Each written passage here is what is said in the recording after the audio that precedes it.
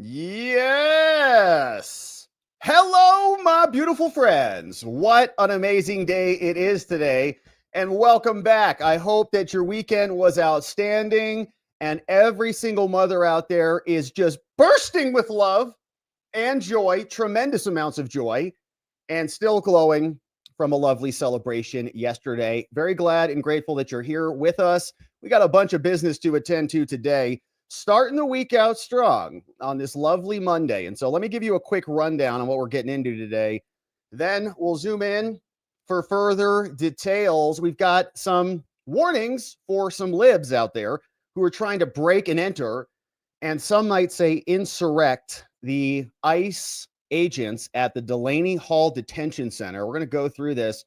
You see this Congresswoman in the red here using her belly to barrel through all of these people right there. And we got some concerns about that. Alina Abba is saying there might be repercussions for this, including arrests. DHS says arrests are on the table. So we'll watch the video, we'll go through the madness, and we'll hope justice is done. Then we'll turn our attention over to this wild story today. Apparently, the Episcopalians don't like white people, especially white Africans from South Africa who are refugees, because Religion News is reporting on this story saying that the Episcopal Church is going to refuse to help white people. Episcopalians, am I right? So they're here, and they posted a full letter on this from the Office of Public Affairs explaining why they hate white people, essentially. We're not going to help resettle the white people. And there's a bunch of reaction on this, man. A bunch of libs out there, Al Sharpton and the rest of them, saying, how could you do this? How could you resettle white people in America? This is bigotry and more. So we'll go through that. Bunch of lunatics upset about this today. Before we turn our attention in the final segment to the Diddy trial, because we had some other things happening. We had a filing that came in over the weekend about whether Diddy can suppress certain evidence. The trial is in full, and in today we've got a jury thing that happened today, and the defense team for Diddy was already saying that the government, which is the six-pack of white chicks who's going to be prosecuting this, that's according to Diddy's language, six-pack of white chicks, prosecuting Diddy, who's a black man, in case you forgot. And he is saying that they were trying to strike jurors off the panel and that they were targeting African-American jurors. They said this is racism from Maureen Comey, James Comey's daughter, former FBI director, who's a deep state hack, of course. So he's watching his daughter prosecute Diddy. We'll go through the Diddy latest. And of course, Inner City Press is there reporting on all the goods. And so we'll make sure to send you his way as we go through the program this afternoon. Now, it is a beautiful Monday, my friends. We had a great meatballs stream to our membos. We had a fun time with you. If you hadn't become a membo yet, you want to grab the meatball stream. We did that on Saturday, and it was a ton of fun. Here's what it looked like. You can see we were cooking away in the kitchen of your boy over here with Mama G in the house. And so that's what it looked like. There's Alexis, there's Peggy, there's Mama G. We were making meatballs. That's the kitchen and what it looked like. Here's your boy doing dishes. There's your boy doing dishes right there. Got a lot of grief for my dish capabilities, but it was a confusing day, as I'll admit. So we had a lot of fun. Shout out to our membos, and the recipe's over at watcherlodge.com if you want to grab the meatball recipe. Shout out to Mama G for showing us how to make the meatballs. It was a ton of fun. So check that out. Thanks for becoming a membo. We love our membos. We do members only streams in the morning. We'd love to see you tomorrow morning. If we don't see you, I will be heartbroken. So come join up and join us tomorrow. All right, now without any further, and get the meatball recipe. Get the meatball recipe. And YouTube just says we just got cut. Isn't that fun? Yeah. Right at about 5 minutes, 4 minutes and something. And it's skipping now. I have no idea what's going on with YouTube. All right, so are we still live on the other? Yeah. I just had a Fox video pop like the stream was over twice. What are they doing to us? Looks like we're still good on Rumble. So Rumble was good. In the kitchen. Yep, that's good over there. Bizarre behavior. All right, are we back? It's working. All right, so we're back. All right, that's fine because now the show is officially starting. So hopefully it works for the remainder of the tubes. But here's what we've got cooking today. We're starting with this Congresswoman. A big-bellied Congresswoman is now facing a warning. If you do this type of behavior and engage in this insurrectionary conduct again, you may be arrested. The Congresswoman is named LaMonica McIver. You may recognize her here from her stomach. But she was wearing the red blazer, and she tried to storm the gate of Delaney Hall, the detention center, and she was assaulting an ICE agent this entire time. And here's what happened.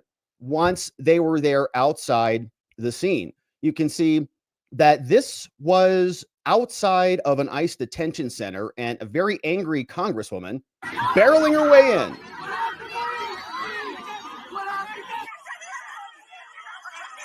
Look at her. She's like a fullback.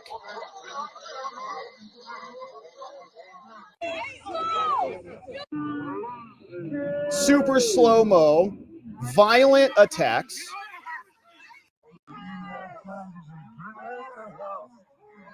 Look at her waving her hand around. You saw that up there and down, pounding, pushing, shoving. You see this dude over here is trying to bring her back a little bit like, ma'am, you're acting like a fool. Stop it. And she's just elbowing and shoving people like a violent insurrectionist. Now, they told us that when there was some pushing and shoving on January 6th, that it was the end of American democracy. I don't think that they're screaming about that today. In fact, they're saying that we are making way too big of a deal about this. Well, I don't think we are. Now, what you'll notice is Homeland said this. She was assaulting an ICE agent, and that comes with repercussions. DHS says that arrests are on the table for lawmakers after an ICE detention center incident. And they were out in the aftermath of this saying, we did nothing wrong. Everything was fine. And we're allowed to abuse federal agents. Here's what the story from the Epoch Times reports for us. Says Homeland said on Monday that Democratic lawmakers involved in a confrontation at federal immigration facilities could face arrest, citing body camera footage that we saw. We'll watch it several times more because it's repeated in the news clips and their reactions to this. They explain it. No, I got pushed. I wasn't responsible. Homeland spokesperson called Trisha told CNN in a May 10th interview over the weekend that the department was reviewing evidence that included video of elected officials attacking ICE officers on a May 9th incident outside Delaney Hall Detention Center in Newark. That's Alina Abba's jurisdiction. We'll see what she says about this. Raising the prospect of federal charges against the lawmakers. Now, we actually have body camera footage. We got Trisha coming up. Asked whether agents could be arrested. She said, oh, yeah, it's definitely on the table. So what happened? The comments followed a chaotic standoff. May 9th, Democratic representatives called Bonnie Watson Coleman and Representative Mendez Jr. and LaMonica, all who are in New Jersey, arrived for what they described as a lawful overnight visit. Now, they were joined by Newark Mayor Ras Baraka, who was arrested during the encounter. The Newark mayor, right? We saw him get arrested. Now, according to DHS, the group forced its way through the first security checkpoint and occupied a guard shack as a bus carrying detainees entered. In another statement, Homeland said the two lawmakers, Watson, Coleman, and Menendez, stormed the gate. Alongside activists, they posed a safety risk to everybody. Now, Homeland also said that the detainees housed at the Delaney Hall are suspected of serious crimes, right? Murder, terrorism, all the things. The 1,000-bed facility operated under a $1 billion contract is a private prison. Lawmakers rejected what Homeland said. They said, this is ridiculous, said Watson Coleman. The notion that I or any of my colleagues body slammed anybody with their bellies is absurd. We saw that belly flopping around out there, Watson. We saw it. And you know that some might consider that a dangerous or deadly instrument, which might aggravate this assault into felony, because you could put someone's eye out with that thing. Homeland is lying, they say. We watched it because they know their agents were out of line. They have to resort to lies because their conduct is indefensible on the merits. Now, Ned Cooper, another spokesman, told media outlets that the body camera footage shows agents put their hands on the members of Congress first. And now House Democratic leader Hakeem Jeffries also came out. Members of Congress have a constitutional responsibility, and we can go wherever we want, do whatever we want, wherever we want, all the time. Here was another clip, and from a different angle, and you can see, look at this Congresswoman beating her way in through federal agents. Here it is. Look at that. Now that dude's grabbing her. Hey, you can't go in there. You can't go in there. She is just unstoppable. She's like a full back running through the line of scrimmage. Now, here's what you see here. She starts swinging. That guy's bear hugging her. He's like, Congresswoman. I don't know if he's with her, if he's with someone else. This is a problem. And that dude is just pushing that agent all the way back into the fence, just shoving him back in there and making their way in, right? And she's pushing her way through this entire time in the red jacket. And she was not arrested. Now, we have some guidelines for them in case they want to familiarize with themselves with this. Homeland said, members of Congress cannot break the law in the name of oversight. Hello. All members and staff need to comply with facility rules, procedures, and instructions from ICE personnel on site. Now, ICE facility visitation guidelines for Congress members and staff are detailed here, writing that U.S. immigration, all visitors are expected to comply.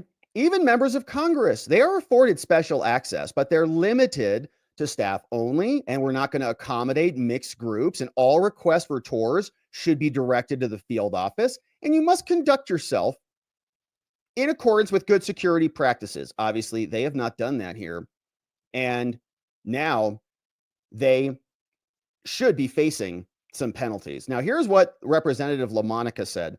As congressional members, we have the power to conduct oversight. This is what we're here to do. Here's what she said. Myself, Congresswoman LaMonica McIver, and Congressman Rob Menendez. We're here conducting an oversight visit, which we have the power to do as congressional members. Statutory authority. And so that is what we're here for. And we're waiting to speak to a supervisor to let us in here because, as you can see, they will not let us in.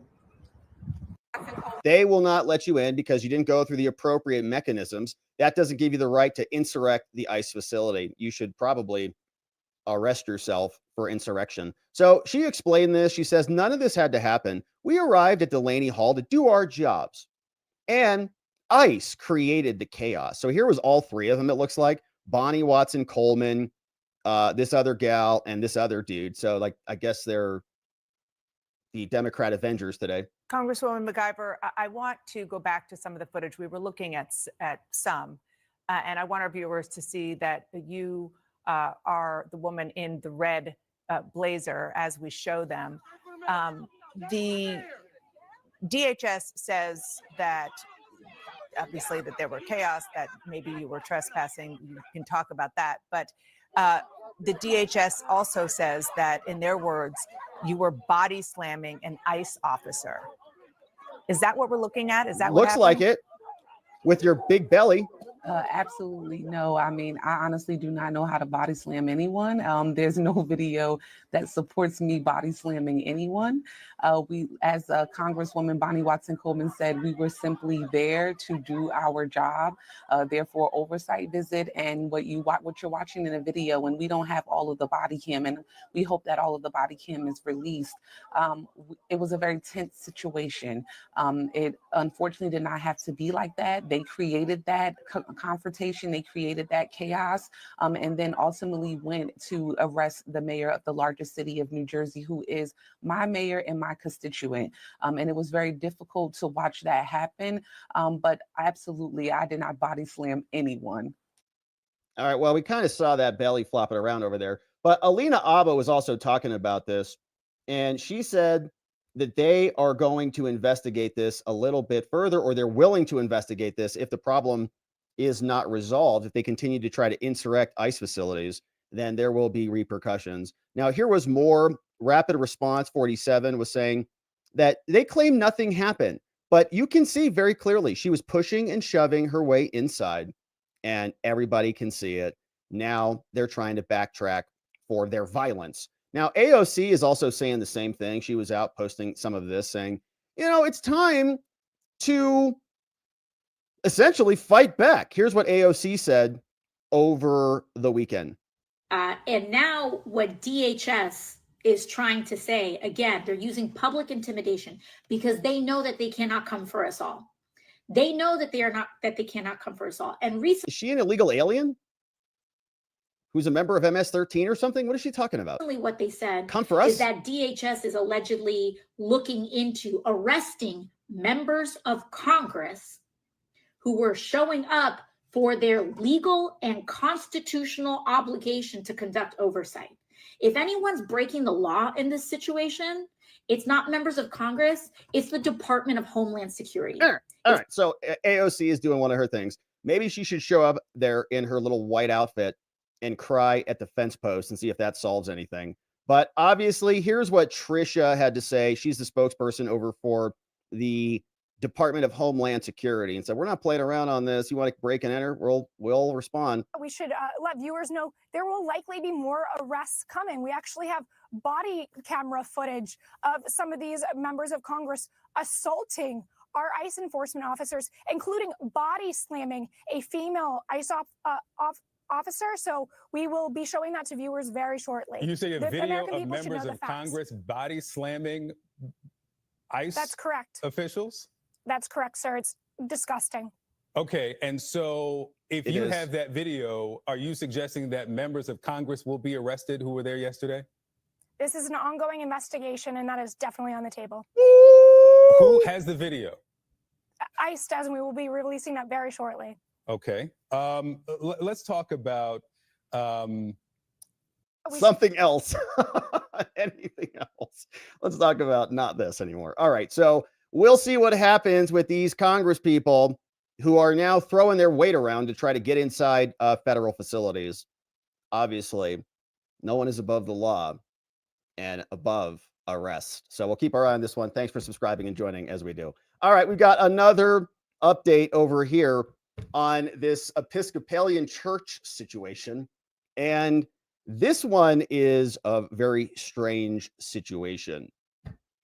Liberals melting down over white African refugees. They don't want those types of refugees because they're not the right kind of color or ethnicity or religion or something. But boy, oh boy, are they mad. We've got a bunch of clips here queued up on this story. But we also have this letter from the Episcopalian Church, which is saying we're not going to help resettle any white people from South Africa. Now, they got millions to resettle other refugees of other varieties. But when you put in some white folks in there, suddenly they just throw a fit. They don't want anything to do with it. They wrote this whole letter here explaining how their religion, I guess, I'm not Episcopalian, but apparently this is egregious. So we'll understand what they're trying to say here. But here is the background story from Religion News, put together a very nice article referencing where this emanated from. Obviously, President Trump kicked the whole thing off because he said, we're going to accept refugees from South Africa who are being murdered and executed. And now that it's happening, they're flipping out all over the place on the media. They just had a massive struggle session over there on CNN. They're hyperventilating over this madness. Now, let's go through the story. They say, all right, in a striking move, we got 40 years of a relationship eliminated from the Episcopalians. The denomination said today that it is terminating its partnership with the federal government to resettle refugees in America. Oh, no, you're going to not do that anymore? Oh, we're so sad. You can keep your refugees out of our country. How about that? Citing moral opposition to resettling white Afrikaners from South Africa who've been classified as refugees by President Trump. They sent a letter, and we'll read through it, said that 2 weeks ago, the government told us that we are expected to resettle white people. And they can't abide by that. They said, this is a moral line. We can't cross this moral line of resettling white people who are being executed and murdered in South Africa. They just can't do it. I can't avoid it. So they wrote this whole letter, and they're absolutely flipped about this. So you'll see Trump commented on this, but Al Sharpton's flipped. We welcomed a bunch of new people here, but MSNBC had some other clips. Wait till we get into it. But here's what the letter said from the church. This is coming from a church, and it is related to certain. Did my entire browser just crash? Oh my gosh, what's going on here today? This is the best show of all time. But what we're going to do is reopen that browser that has all of the show's content right inside of it. So let's make sure we've got that back open. And here we go. All right. We're getting this queued back up again so that we can continue on with the live stream. What a beautiful day it is. All right. So no, don't do that. Okay. Restore that. Perfect. Over here. The heck are we talking about? Oh, yeah. This ridiculous church. Here's what they write from the church. They say this: from the Episcopalian Church, the Office of Public Affairs, a letter from the presiding bishop called Sean Rowe says, we're not taking any white people into America, and our relationship with the federal government is canceled. They wrote, dear people of God in the Episcopal Church, I am writing today about some significant news with the Episcopal Migration Ministries, where they invade our country for us. The organization that leads to the Episcopal Church's Refugee Resettlement Ministry. So they've got a whole, ministry to invade our country. Writing, since January, the previously bipartisan U.S. Refugee Admissions Program, right, which was a big NGO Democratic grift operation, in which we participate, so beautiful to read this, has essentially shut down. It's gone. We know. We were celebrating USAID cutting of the funds a long time ago. Now, virtually, look at it's like music to your ears. Virtually no new refugees have arrived. Hundreds of staff in resettlement agencies around the country have been laid off, and funding for resettling refugees who have already arrived has been uncertain. Then, just over 2 weeks ago, the federal government informed Episcopalian Migration Ministries that under the terms of our federal grant, we are expected to resettle white Afrikaners from the South African continent, whom the U.S. government has classified as refugees and country.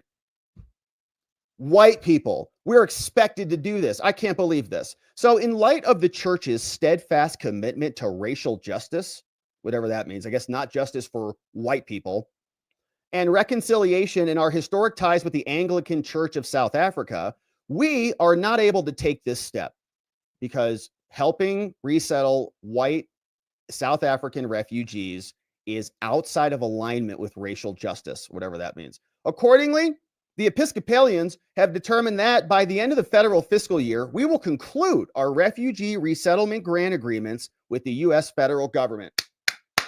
Outstanding, incredible, great, don't want your help. I want to be very clear about why we made this decision, said this white hater person, and what we believe lies ahead for the Episcopalian Migration Ministry's vital work. He writes, it has been painful to watch one group of refugees selected in a highly unusual manner. I guess genocide is unusual for them. Receive preferential treatment over many others who've been waiting in refugee camps or dangerous conditions for years. Well, that's kind of how it works, right? You prioritize different things based on the threat level, right? That's what you guys kept telling us. Why we had to accept millions and millions of illegal non-citizens into our country because of your claims of high priority action. We have to. Well, someone else got elected and the priorities have shifted. And now it is more in alignment with American interests, as we're going to find out. He says, I am saddened and ashamed that many of the refugees who are being denied entrance to the United States are brave people who worked alongside our military in Iraq and Afghanistan and now face danger at home because of their service to our country. Was he screeching about this when Joe Biden left out like 1,000 people back there in Afghanistan and people were falling out of wheel wells? No. Did they break their relationship with the Biden administration when the entire Middle East came crumbling into multiple pieces? No, they didn't. Because the grift kept going. It's about money. They get their money cut off, so they throw a little temper tantrum, and then they drape it in this moralistic language filled with platitudes and all the things. I also grieve that victims of religious persecution, including Christians, have not been granted refugee status in recent months. Yeah, well, we're working on that too. Now, as Christians, we must be guided not by political vagaries, Okay. But by unsure and certain knowledge, which his prior paragraph was full of those, don't be guided by political vagaries. This entire paragraph is filled with political vagaries. I'm saddened and ashamed by refugees who've been denied entrance. Which ones? Brave people who worked alongside our military. Okay, great. So take your platitudes, Reverend, and shove it. But by the sure and certain knowledge that the kingdom of God is revealed to us and the struggles of those on the margins, Jesus tells us, America, that you must care for the poor and vulnerable as we would care for Jesus. And we must follow that command and accept everybody from all over the world, no matter what. Right now, what that means is ending our participation in the federal government's refugee resettlement program and investing our resources in serving migrants in other ways. And all of this is because of they're white. That's it. They're white. Just help the white Afrikaners. What's your problem? For nearly 40 years, Episcopal Migration Ministries, 40 years they've helped invade our country, has put hands and feet to our church's commitment to seek and serve Christ in migrants and refugees into America. Why can't they just serve them there in their homeland? They don't have to migrate or be a refugee anywhere. We have served, check it out, nearly 110,000 refugees during this time, many of whom are now American citizens and beloved members of our community, workplaces, and neighborhoods, blah, blah, blah. And over the years, we have resettled individuals from Ukraine, Congo, Myanmar. We've supported vulnerable populations across the globe, regardless of their nationality. Now, since March, a dedicated team of Episcopal Migration Ministries has fulfilled our commitment to serve people who arrived just before or in the first days of the new administration. Now that we're ending our involvement, we have asked the administration towards a mutual agreement that will allow us to wind down our operations. I mean, maybe if they want to do that. Otherwise, just your funding's cut off. Have a nice life. We are working with the affected staff members to provide extensive outplacement services and severance packages. Now, I've said before that no change in political fortunes alters our commitment to stand with the world's most vulnerable people. And I want to reaffirm that. While our public-private partnership as a refugee resettlement agency is no longer viable, womp womp, we are hard at work to develop another plan. And look at this money. Oh, my goodness. So we'll get to it. Now, they say we have vibrant ministries around the church, so we're going to serve migrants everywhere. And Episcopalians support newcomers through education, direct service, and advocacy. Our diocese also work to address the root causes of migration, which is just a euphemism for letting your country be invaded, right? We need to send more money to them so that they can invade you harder. We pledge to redouble our efforts. Good. Good luck. Have fun. We will invest in our ministries that support forced migrants through countries and territories through our church. This includes Europe, where they serve more than 140,000 refugees there. Well, England's tired of this crap too. We'll see what the Englands do. The British and our friends in the UK do about all this, because their prime minister just today said, we're done with illegals too. We got to speak English if you want to come in here. You got to have a degree. You got to have some utility to our country. We're not going to be an island that has no purpose or meaning or reason for existence anymore. Good for them. Just what we're doing. So they're going to continue to support this all over the world, obviously, but check this out. It is important to understand the scale of federal grant money from which we are stepping away. Check this out. In most recent years, we got $50 million annually in federal funds. $50 million a year. This is not a loss that can be bridged with donor funds or proceeds. Yeah, we know. However, we will raise funds for new and expanded migration ministries across the church and for our partners in the ministry. We saw this, man. It's not just the Episcopalians, it's everybody. Okay, I'm Catholic. It's the Catholics too. We saw or maybe the organizations set up in their names, right? This looks like it's from the church. But a lot of these, like the Lutheran organization, migration services, right? There's so many of them that just set up these NGOs. Like, we're a religious organization helping people in the name of Jesus. You're like, okay, we know what you're doing. You're invading our country and getting rich while you're doing it. And you made $50 million a year. And that's all cut off. In the coming weeks, and it's like, oh gosh, it's like music to my ears. Great. You don't get 50 million. Why should you get $50 million to resettle people in our country? You shouldn't. In the coming weeks, migration ministries will share more news about how to be involved. In the meantime, please pray for vetted refugees who are not coming to our country. We pray that they find peace in their home countries. May our faith in the risen Christ, yeah, amen for all that, including the fact that you're now no longer getting $50 million. You're no longer going to be using our own money to invade our country with foreigners. And it seems like you are absolutely racist, like you're throwing a temper tantrum, right? They're acting like there's some sort of an attack on what they're doing. It's not attacking anything. Okay. It's a reorganization of funds to be more aligned with American interests. You can still help a ton of migrants. There's a whole group of migrants right over here. You just mentioned too the other Christians who are under attack.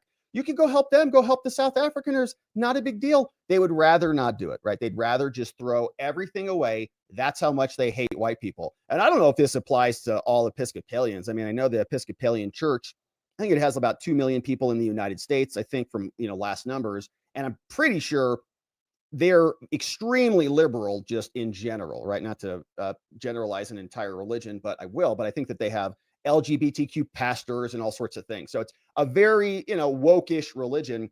And you can see it is manifesting itself in this. Just go help some white people. We won't do it. We'd rather give up 50 million a year because we hate you. If you're a South Africaner who needs some help because you're being executed and murdered in South Africa. Now, the White House obviously gave us the backdrop to this, and there's struggle sessions happening all over the place today. I think they did a whole segment on this on MSNBC about how racist this is. But here's what Trump said specifically. This is now what is coming to fruition. We just got the first group of South Africaners who came into the country, and they were welcomed by Deputy Secretary Landau. We're going to come back and we'll play that little clip and welcome them here. But here is what they wrote for us, right? The White House says, addressing egregious actions of the Republic of South Africa, says, in shocking disregard for its citizens' rights, the nation and the Republic of South Africa recently enacted a new act. It's called the Appropriation Act 13 of 2004.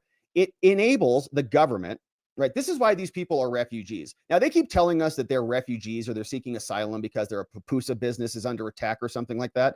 And we saw that with Kilmar. Like some gang was attacking him because he's in another gang and didn't want to admit any of that. But mom's pupusa business in El Salvador, they moved to Guatemala. Okay. And that's like a personal problem for you.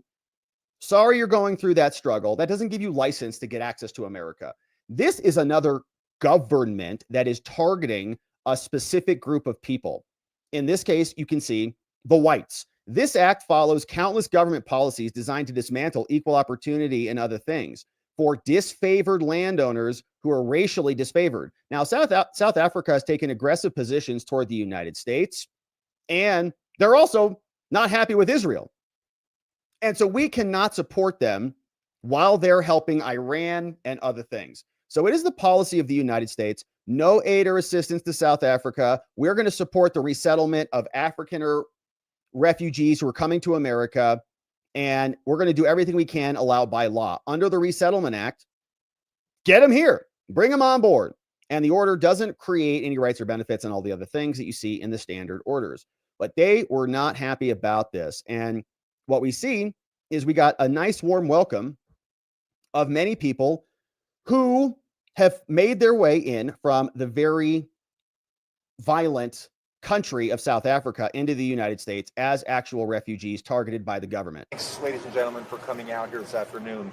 The Deputy Secretary of Homeland Security and I just met with this first flight of South African refugees to arrive in our country pursuant to the President's executive order about certain egregious actions in South Africa.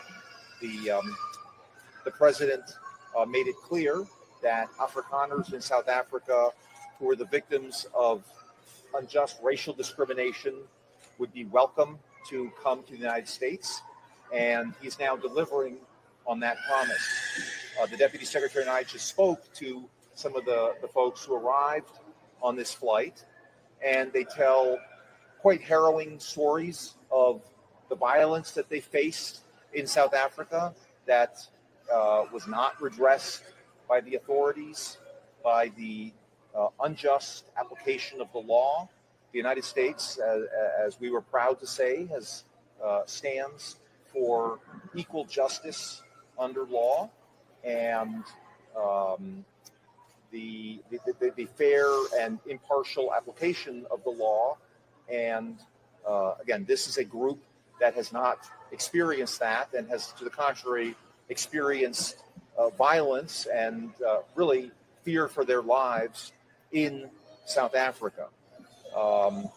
They were really subject to very serious, egregious, and targeted threats. And we wish them well in their journey to the United States. We underscored for them that the American people are a welcoming and generous people, and we underscored the importance of assimilation into the United States, which is one of the very important factors that we look to in refugee admissions. And through this resettlement program for these folks who were vetted in South Africa, we're sending a clear message that the United States really rejects the egregious persecution of people on the basis of race in South Africa, and we welcome these people to the United States and to a new future. Thank you very much. All right, so big warm welcome for those people being attacked by their government there, and a lot of reaction to this. So Gunther Eagleman clipped this one. You can see Al Sharpton is saying, this is ridiculous. How could we take these white people from Africa? Trump must pay a price for this. You have a lot of... I've talked to some people that been at the protest, and he's still in custody wherever. But I think that the problem here is that you're talking about the mayor of a city where people are being held without due process in many cases. Right. So he has the right to say, wait a minute, I want to know what's going on here. Why are people being held without due process? Now, you contrast that at the same time, the New York Times is saying that President Trump is saying to white Afrikaners from South Africa, I'll give you refugee status. So we're bringing in white Afrikaners who we don't know if they're criminal. We don't know this, what they went through in the legal process in South Africa. But people right here in Newark, we're going to assume they're all criminal. We're going to bring them out. And if the mayor wants to say, wait a minute, let's have due process, lock him up. He's trespassing. It is as blatantly a double standard as one can get. First of all, we just heard the other gentleman say that they vetted everybody who came into the country. Compare and contrast that, Al, if you want to do that, with what Joe Biden did and how many people they let into our country that weren't vetted at all. We're rounding them up right now. We can see the long list of people who are in our country illegally that have criminal records and that were caught by our own officials and let go, like by the FBI when they were trafficking human beings, as we saw in the Kilmar case. So it's bizarre, right? How if you're an illegal alien in our country, the default status on the left is that you're a Maryland man, right? The default. Al Sharpton, if you're Kilmar or you're not white, the default status is Maryland man, barber. You're here as a makeup artist. You're just an innocent person fleeing pupusa attacks. Okay, that's the default. They're spring loaded with that. But if you're a white person, you're a white Afrikaner who's coming into this country, oh boy, were you properly vetted? Did we check your status down there? Maybe you're a criminal coming in. What are you talking about? He should be inviting all of these refugees into his home or flying over there and having margaritas with them, right? Except these people, as far as we can tell, didn't break into our country illegally. They didn't traffic human beings into our country illegally. They're here for legitimate reasons because their government has actually targeted them specifically based on their ethnicity and their whiteness. And they have a justifiable reason to leave their country and come into the United States. Whereas the others, like Kilmar, who claim asylum and withholding and attack and all the things, just don't want to leave the country. And their claims are based on their pupusa businesses while they're involved in gang-related activities. So it's a different situation, obviously, but he can't see the difference and wants to suddenly start the presumption from an entirely different basis because of the race, right? They are the biggest racists in the planet. They call us racist, but they just look at everybody like color. What is the real policy going to be? And I think he's right. Judges have to establish, are we going to have due process? Or are we just going to let everybody go? And can the president just give other people blanket, you're refugees? So what's the difference, Mr. President, between They just did that for 4 years, Al. refugee and a guy that may be a criminal and may not be? given the Garcia situation. Incredible now. So the Democrats are all suddenly in favor of vetting people who are coming into our border. You just had to make it white people. It's like, oh, it's just white people coming. Like, where's their criminal record? We should vet them before they get in here. They're not asylums, right? It's wild. It is just racism is all it comes down to, as you can see. Now, we had some other clips here. Trump was asked about this, and he laced into the media for failing to talk about the genocide, the murder that's happening in South Africa, and why this policy was implemented in the first place. I want to ask you about South African refugees. Dozens of Afrikaners who claim discrimination in their home country are heading to the United States, where your administration is going to welcome them as refugees. Now, this comes as you've halted virtually all refugee admissions for people fleeing famine and war from countries like Sudan and the Democratic Republic of Congo. Why are you creating an expedited path into the country for Afrikaners but not others? Because they're being killed, and we don't want to see people be killed. Pretty simple. Now, South Africa leadership is coming to see me, I understand, sometime next week. And, we're supposed to have I guess a G20 meeting there or something, but we're having a G20 meeting. I don't know how we can go unless that situation's taken care of, but it's a genocide that's taking place that you people don't want to write about. No, they don't. But it's white a people, terrible so. thing that's taking place. And farmers are being killed. They happen to be white, but whether they're white or black makes no difference to me. Yep. But white farmers are being brutally killed, and their land is being confiscated in South Africa. And the newspapers and the media, television media, doesn't even talk about it. If it were the other way around, they talk about it. That would be the only story they talk about. And I don't care who they are. I don't care about their race, their color. I don't care about their height, their weight. I don't care about anything. I just know that what's happening is terrible. I have people that live in South Africa. They say it's a terrible situation taking place. So we've essentially extended citizenship to those people to escape from that violence and come here. Yeah. Now, you just heard the president say, I don't care about their race, their ethnicity, nothing. Okay. They're being killed by their government. There's bad things that are happening down there. And so that's what the program is set up for. It's not set up for what Joe Biden did, which is to have our country invaded. Everybody just says, oh, asylum. What are you fearful of? Well, I actually had a bad burrito down there in Guatemala yesterday, and my stomach's a little bit rough. Like, wow, bad burritos. Come on into America. We got plenty of those here. So, the point is, we, according to the president, don't care about any of those other things. But what MSNBC will say is that, yes, you do. This is all about accepting white people because you're bigots over there. Here is what one woman said on MSNBC, and they spent all afternoon on this. Trump administration, they're saying that essentially these white South Africans assimilate better, and they're also not as much of a security risk. That's really causing a lot of people to be appalled, frankly. Did he say that? Did you hear him say that at all?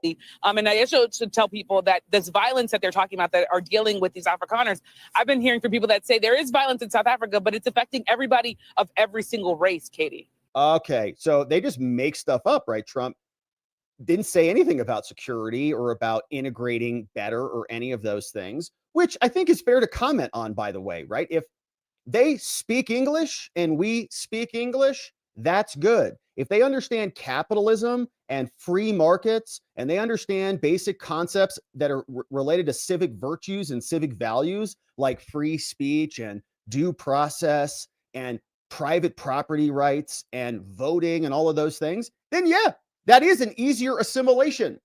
Much more so than somebody who doesn't speak English, somebody who doesn't have any measurable skills, somebody who can't integrate into society because they're going to have to, kind of hold themselves off and create their own little constituencies like Ilhan Omar has in little Somalia and all these other places. We don't want that at all. Why can't we say that in this country? Why can't we say, yeah, actually, you get priority if you speak English? Or, yeah, we'll admit you if you can come in here and immediately stand up a business or provide a useful service or trade. How come we can't say that anymore? So what if we want to say that? We're allowed to say that. This is America. We have control of our borders. It's our country, and we're not obligated to take in a bunch of people who don't add any value to what we do here. So you can see they're going to continue this on. They went on for another 5 minutes here, and here is what Colin Rugg clipped for us. Colin Rugg has just been suffering through this for all of us, as MSNBC had a 5-minute struggle session on this. They say this is a sign of white supremacy here. The panel, I don't care what color they are. If they have all of those same skill sets, if they come in, they speak English, they've got good trades, they've got, something useful to bring to America. I don't care what color you are, but it's something we should be able to talk about, because we don't want to import people who are a drain ultimately on society and more difficult to integrate. So they brought all these people and went so far as to suggest that the situation in South Africa is not even a big deal. It's only like a handful of white farmers who've been murdered. It's like, relax. It's like not even a big deal. Once it hits a few 100,000 people, then we can care. Of the people who created the most diabolical system of white supremacy in human history, apartheid. They're not directly responsible for it. But it was a system that actually moved Black people off of the arable land. So they inherited the land that the Black people had to give up. It was called forced removal. So they're going to something called a Bantustan policy, where they moved Black people out of the cities and farmlands into these remote areas with non-arable land. I mean, it was just one of the most worst processes ever. But what has happened in this strange, bizarre world we're living in is that the Afrikaners have become the darling of these right-wing white supremacist movements around the world. That it's like the lost cause for them. It's like the old Confederacy. They're held up as these white Christians who are being dispossessed of their land. It's like, well, are they white? Are they Christian? And are they being dispossessed of their land? I think the answer to all three of those is yes.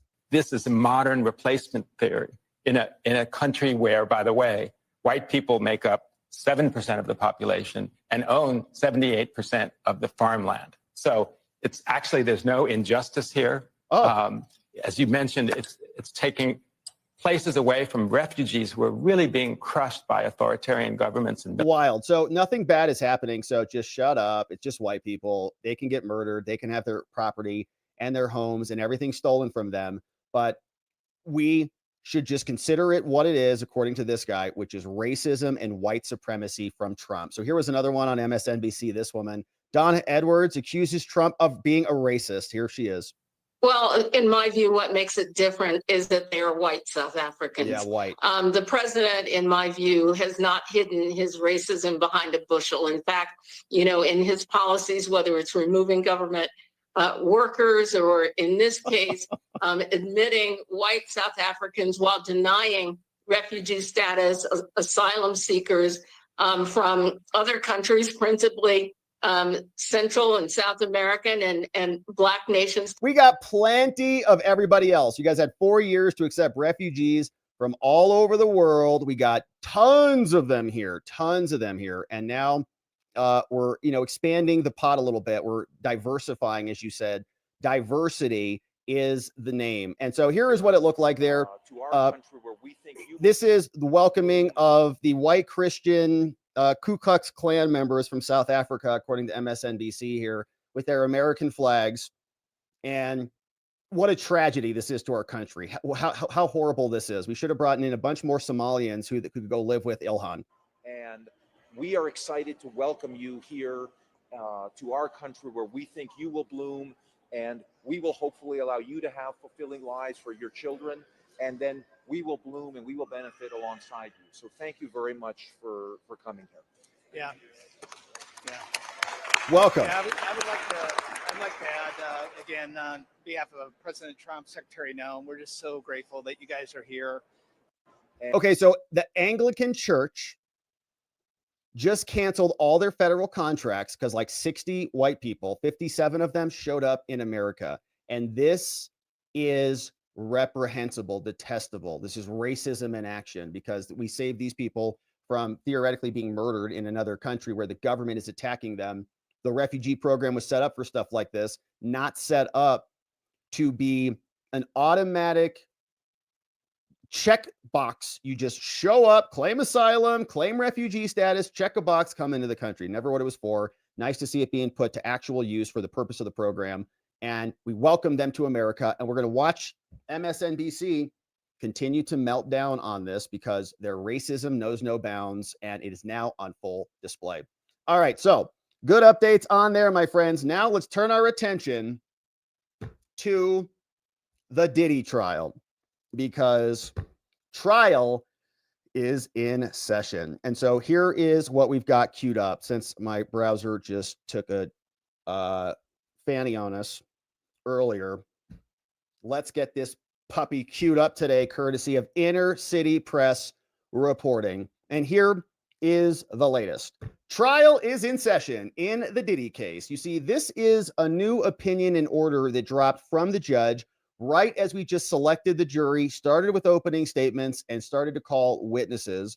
But we've got a question to answer here. It's really about suppression of evidence. Before the trial even starts, one of the main issues we need to determine is what evidence can come in, what evidence can be excluded, what can the jury see, and what can they not. And this came out from the judge right on the verge of trial in an opinion and order telling us that Diddy is going to lose some of his motions and attempts to suppress evidence. So defense attorneys always suppress evidence, right? Motion to suppress for a billion different reasons. And the judge waited till the last minute to talk about this. Says, all right, look, Sean Combs moved to suppress evidence, saying the government can't use this stuff against you. There were 4 search warrants. Now, if you get a search warrant thrown out, that's pretty amazing, because everything that came after the execution of the search warrant also gets deleted from the evidence, right? You can't use it. It's called fruit of the poisonous tree. The search warrant is poisonous.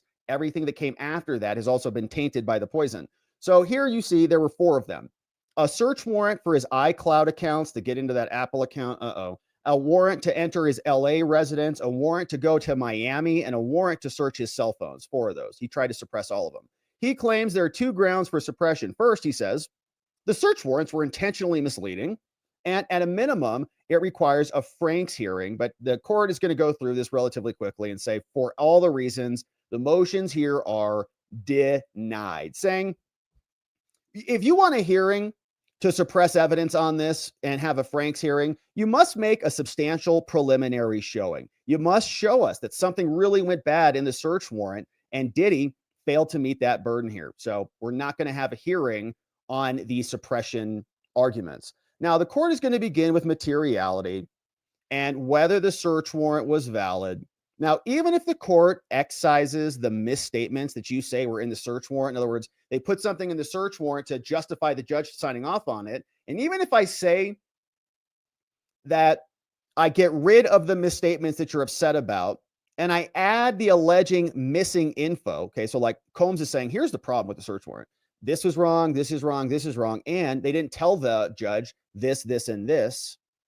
And the judge says, okay, well, what if I would have changed it? So let me change this hypothetically. I'll walk back, add those things, delete those things. Would it have changed anything?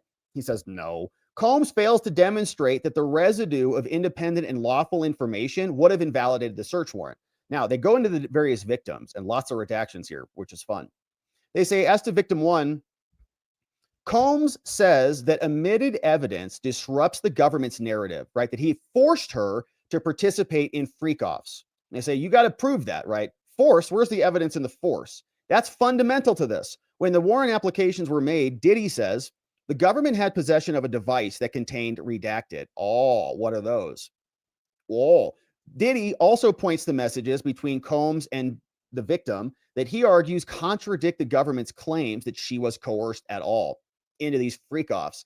In these messages, victim 1 tells Combs, blah, blah, blah. What's up, baby? Love that baby oil. Yeah, I love when you rub it on my... Okay. Combs highlights a message that this victim sent after the 2018 interaction, during which the government alleges that Diddy actually did this to her. Now, Combs argues that these messages show the context of the relationship. Okay, so he's like, this chick was a freak. I didn't have to convince her to do any of these freak-offs. Okay, she did this. She made these statements to law enforcement that, oh, I was forced to do this and I didn't want to touch that thing and it was too big for me. And actually, no. Actually, she's like, no, I want that. Yeah, I love that. Whatever. In a long, complicated, and often loving relationship with Combs. Now, Combs, Diddy, also says that omitted evidence also undermines 2 other government allegations. They say, first, that he did something, right? He said, I told her this. And second, that I did this with her. He says that texts from victim one are also here. He's like, the government had all this evidence. In fact, they have the text messages from her where she said, I can't wait to freak off on Freak Off Friday, baby. And he argues that the affidavits should have included this, right? She's talking about financial motives, right? She's like demanding money or something, saying, look, she's exaggerating in all these things. He also says the government knew and hid that victim one had blank, blank, blank, blank, blank, blank, redacted, redacted, whatever. Okay, well, what else did she do? Was she freaking off in that party, going over to, Beyonce's house and Jay-Z's house and everybody else freaking off all over the place? What was going on? For several reasons, the judge says, I don't even care. First of all, it doesn't go to the probable cause statements for the warrants, right? So you needed a warrant to get this stuff. They said, well, victim one told us all this stuff. So we told the judge signed off on it. And he says, well, it doesn't matter if the warrant missed all of these points. It doesn't matter. He says, first, the affidavits already stated that all of this is redacted. So tedious. What did they state? Like, this is evidence is going to come out at trial, isn't it? Third, although an affiant cannot be expected to include every piece of information, it's like, well, the search warrant writers didn't have to include everything, and they didn't. Now, just 2 weeks after one of the messages, Diddy says should have been included. He says you should have told the judge this, and you should have told a week after that when she was saying this, she did this too. She came to the freak off. She organized it. She sent the calendar invites. She paid for it. She went and got the baby oil from Target. And after another text message, Combs says, you should have told this too. She texted me, says Diddy. She said, oh yeah, I got a 50-gallon barrel drum of baby oil. He's like, perfect, baby. He's like, yeah, I got it in the back of the pickup. He says these texts, if included, it would have strengthened the government showing of probable cause as further evidence of abuse, right? Actually, the judge is like, actually, I would have found that to be more convincing. That he coerced her into using blackmail and that she didn't want to participate in some of the freak-offs, right? So like the judge is actually interpreting those redactions differently. Now, as to evidence of the victim's suit against Combs, the affidavit already includes this info, that info too. Now, while the affidavits don't reveal that Combs eventually blanked to resolve the case or offered to settle, probably, like, why'd you redact that? It is unclear how a monetary settlement undermines victim one's credibility. Just the opposite. Having already been forced to engage in freak-offs, whatever, victim one lacked any financial motive to lie. And while Combs is correct that information as to a confidential informant's credibility can be considered, we differentiate between these things. And other witnesses have corroborated victim one. For example, these other affidavits said, oh yeah, he made her go get the baby oil. Yeah, he made her put it in the back of the pickup truck. They also state that the freak-offs were going on all night and that the victim one told Dr. One that the freak-off wrecked my pupusas. And victim one owned, and their own statements to law enforcement were not the sole basis for probable cause. Okay, so in other words, there's multiple independent sources to justify the search warrants. And finally, even if the alleged misstatements and omissions undercut probable cause, Combs has not argued that they're material to any other offenses identified in the warrants.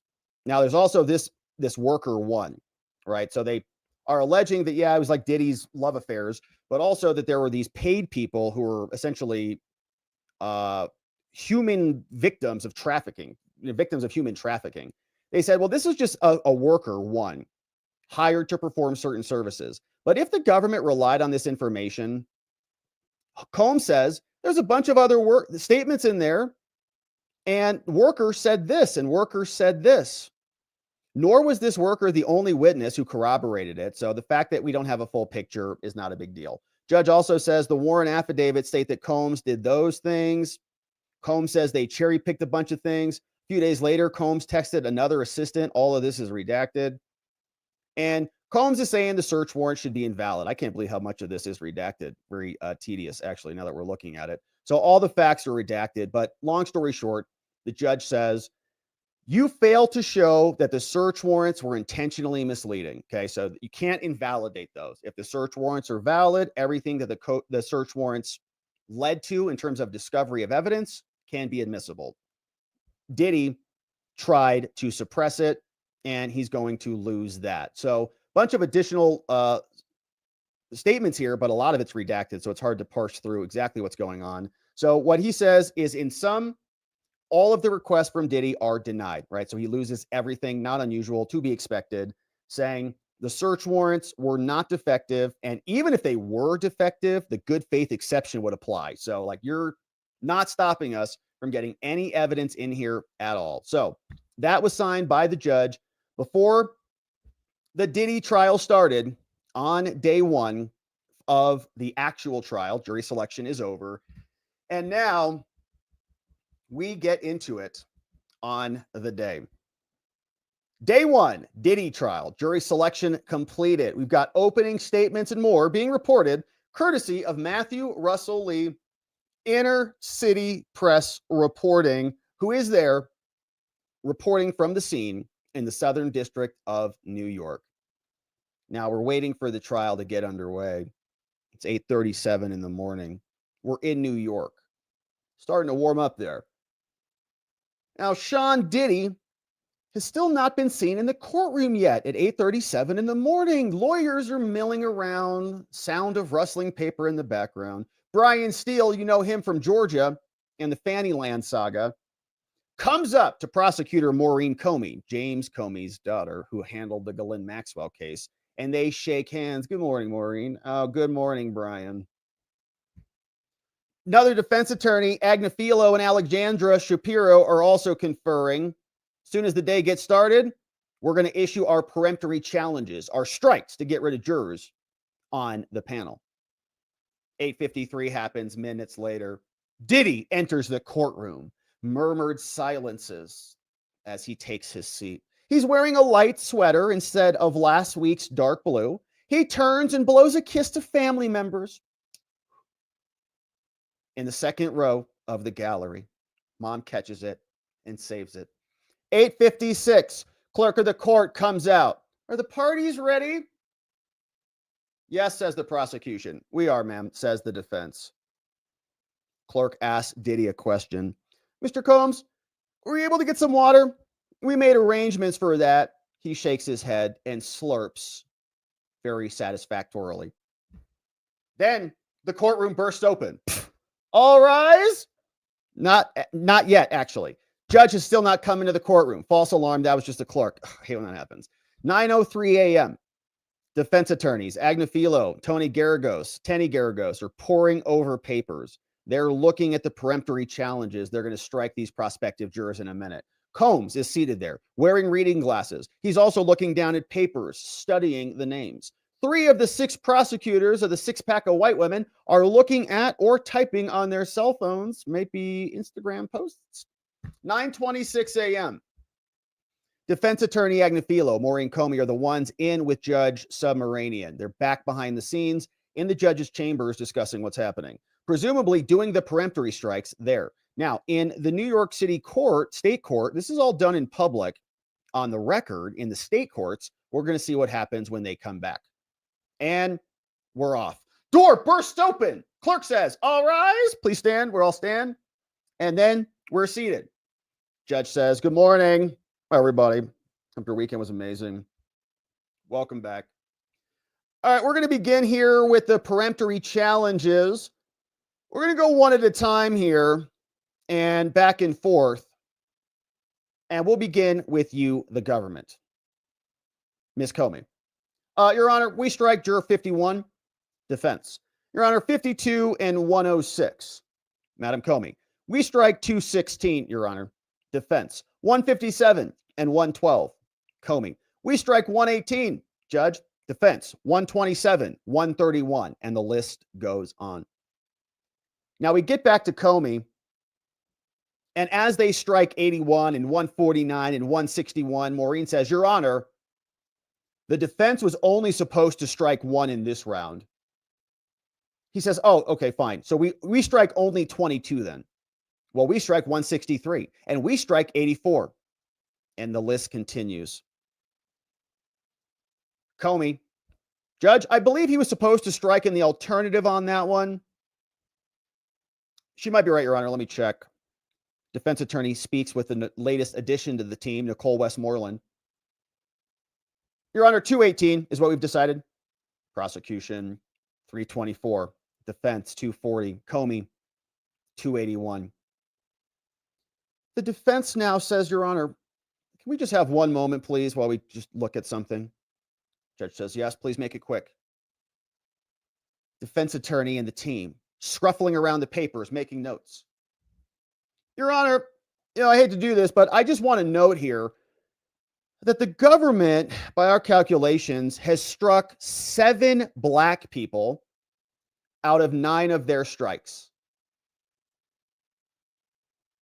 Judge says, okay, I'll give you a chance to raise that, okay, but let's continue. He says, okay, that's just our calculation. All right, well, we're going to strike 307, Judge. Judge says, okay, so our jurors then are going to be 2, 5, 25, 28, and more, all the way up to 330. That's the panel. The defense for Diddy says, Your Honor, that cannot be the panel. This is ridiculous. I brought it up before. You can't seat these people. We just watched the 6-pack of white women prosecutors, Maureen Comey and the 5 other white chicks, strike 7 black people over this last little pattern here. That is a pattern of racial discrimination. And I demand a correction of the panel. The judge says, wow. Well, it sounds like an application has been made under Batson saying that you're using your strikes to racially create a conflicted jury. Miss Comey, Maureen, would you like to address what they just accused you of, you racist white chick? She said, well, no, Your Honor. All of our decisions here are neutral. Okay, we made the decisions not because of the color of their skin at all. Says, here's why. I'll give you an explanation for all of them. Here's why. Juror 51, black person, knew 17 of the names on the list and appeared to have seen the movie called Making the Band. Has a relative with law enforcement issues. And so we struck that black person. The next strike, he harassed a police officer and he didn't report it. So his sister had an issue, and this clears the bar too. And these are good reasons. So we got rid of that black guy. Now, juror 81, says the prosecutor, we think they claim to have special knowledge of bipolar issues. And obviously he doesn't. So he's gone. 161, he said he watched the news about the case that morning. He said it was inevitable that he'd watch. He said he'd lose 30% of his income, but he wants on and he has an agenda. So we struck him, even though he's black. They're all black. We struck 163 too, I believe for cause. He can't even speak English. And he had a relative who shot a police officer, for crying out loud, Judge. And among the alternates, we barred a person who went to Mr. Combs High School. The next one, 324, that dude has sleep apnea. And he also called the police a-holes, so we struck him too. That's why, not because he's black, because he called the cops a-holes. And 281, she said, victims can catch a case and jump on a bandwagon. So we think she has an agenda too. So these easily clear Batson. We have an independent basis to strike these people. We're not racist, even though there's 6 white chicks over here. So we easily clear the bar, right? And the judge says, I agree. Absolutely. That's right. Very good explanation there. Judge says, I deny your claims of racism in the jury panel. These were not based on purposeful discrimination. The fact that they're like, most of them are black, nothing to do with it. Like, anything more? Nothing from us, says Diddy. The judge says, all right, well, we're going to bring the jury in a few minutes. And of course, be sure to check out Inner City Press, Matthew Russell Lee on X, who's doing this amazing reporting for us. Says, they take a short break. They prepare the jury. 10:17 a.m. Jurors are seated. Judge Submaranian says, all right, welcome back, everybody. Glad to have you here. All right, this is the time set for the case U.S. versus Sean Combs, case number CR20, whatever, presiding. We will provide lunch to you, ladies and gentlemen, in the jury room. Here's what the day is going to look like. You've been called here, selected for this great civic service, and blah, blah. Now, as you know, we're not going to release your names to the public, but you do have to swear in. Please stand, raise your right hand. Clerk swears in the jurors. You got this solemn duty. Okay.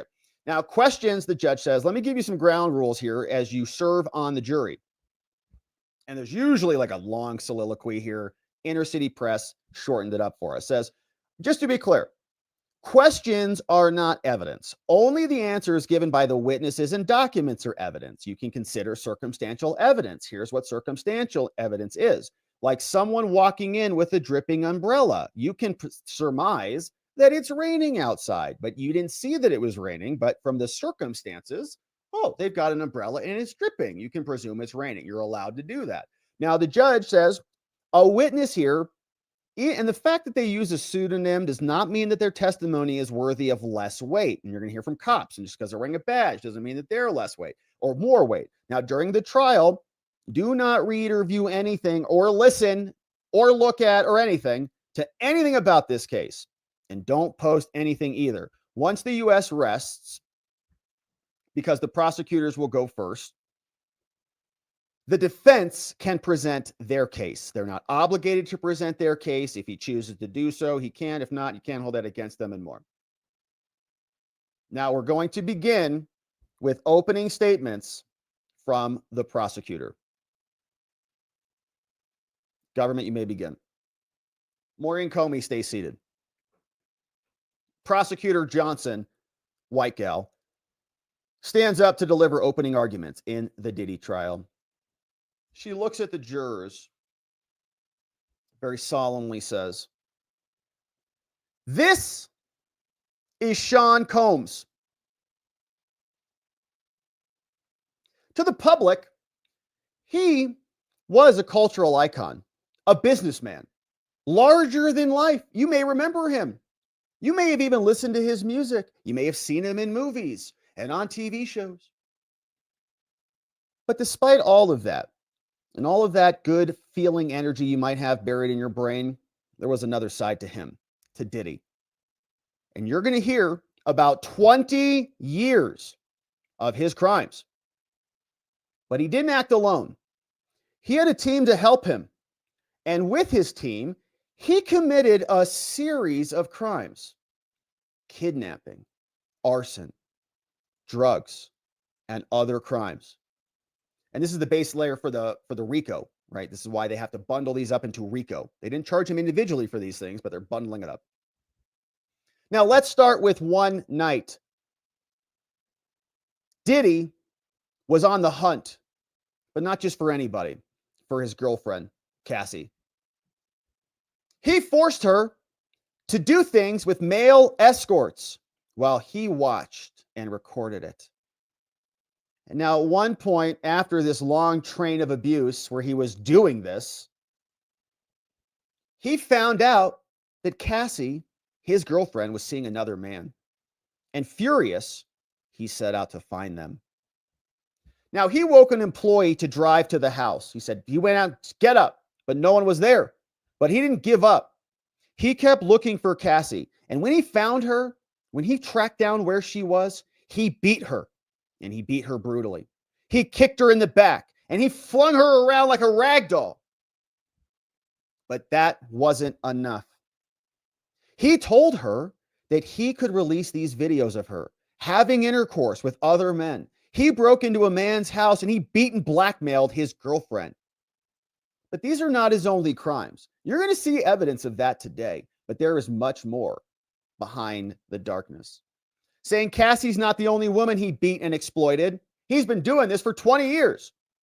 He had a business that he used as cover to enable all of these crimes. Bad Boy Records. You may have heard of it. That made him right. He relied on his bodyguards. He had a chief of staff. He ran all aspects of his life through that org company. And the group promoted his power. His bodyguards were in on this. They kidnapped an employee. You're going to hear they set a car on fire. They even dangled a person off a building and out a window. But that's not all. They delivered drugs whenever he said, to wherever he said to deliver them, including to women that he forced to have intercourse with other people. He transported them across state lines and even out of the country. And the prosecutor says, ladies and gentlemen, let me be very clear what this case is. This case is not about a celebrity's private preferences in what they do. This was criminal. He coerced people and he even used violence. And along this trial, we're going to focus on two women. So maybe the third victim is gone. Cassie and Jane were the two victims you're going to hear from here. Now, we will show that the defendant, Diddy, used, lied, drugs, threats, and violence to force all of these people to have intercourse in front of male escorts. Now, he didn't think they were a big deal. He called them freak-offs. He called them wild king nights, or he called them hotel nights. His staff organized the flights. They organized the cars and the hotels. At his direction, they set up the room with baby oil, lubricants, and lightings. The staff came in with cash. They paid these people off, and they gave them drugs. And he made everybody in there, forced them to take MDMA or Molly or ecstasy. It made them sick, of course, but it also made them kind of aroused. And he directed every step. He expected the women to appear to enjoy themselves. And he, enjoyed himself and recorded the events. And that it was at a time when Cassie was 19 with a hit song. 19 with a hit song.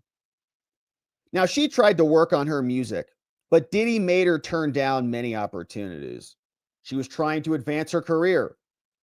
She recorded stuff, but he had the final say over the music she released. This was never, and what there never was, another album.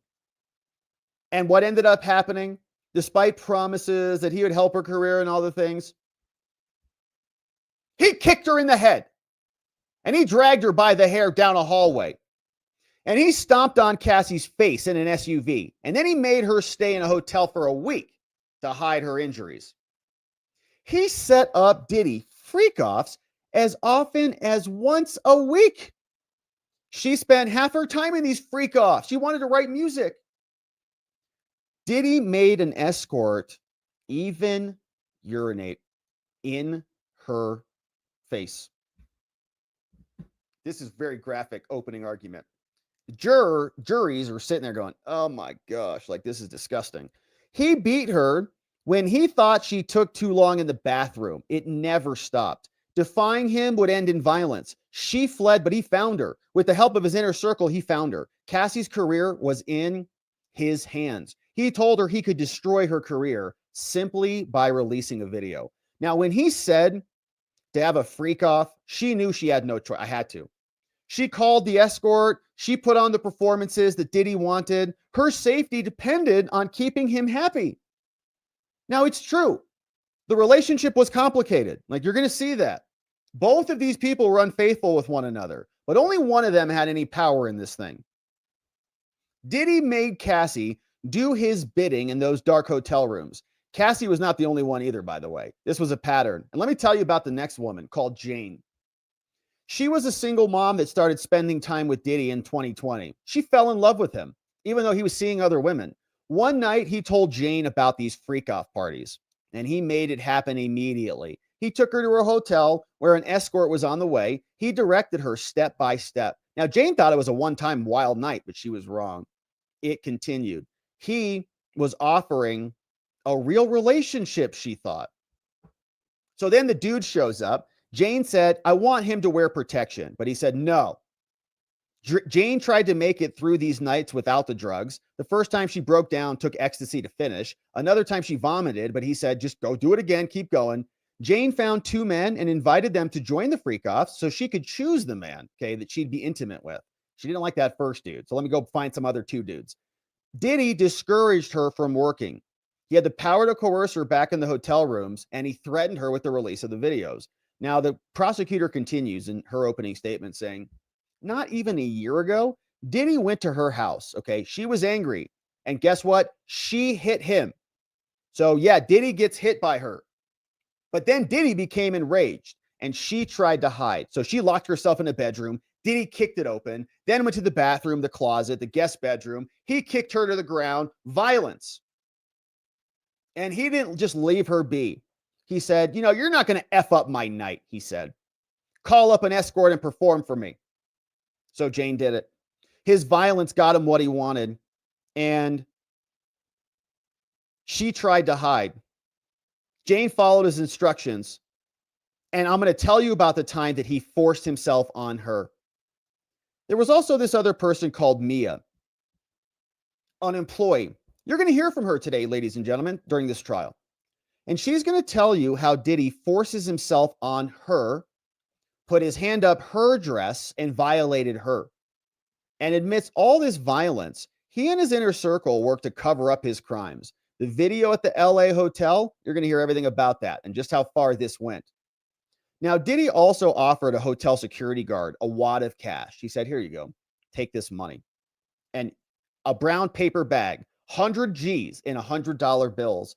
The inner circle kept Cassie in hiding for days. For all of this, he's charged with multiple federal crimes, ladies and gentlemen. Everything you heard, including racketeering.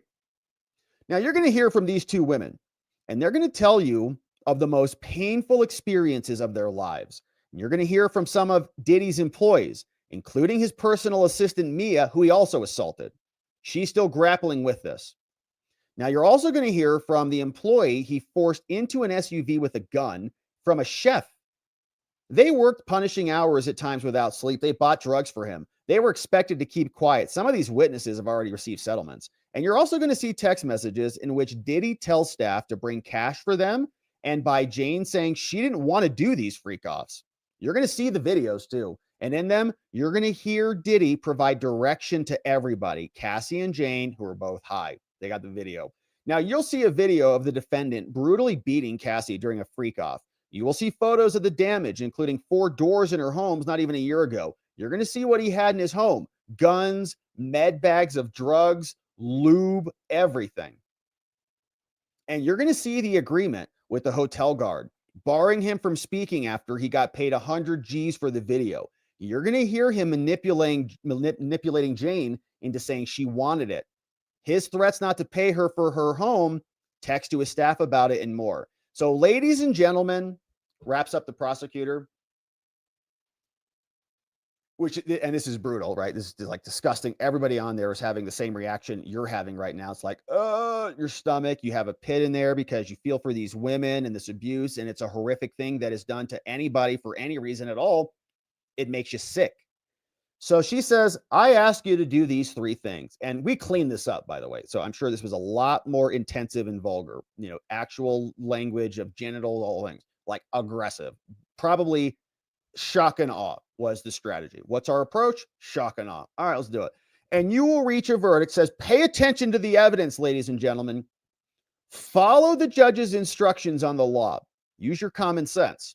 And you will reach the verdict that Sean Combs is guilty. Thank you. Prosecutor Johnson sits back down.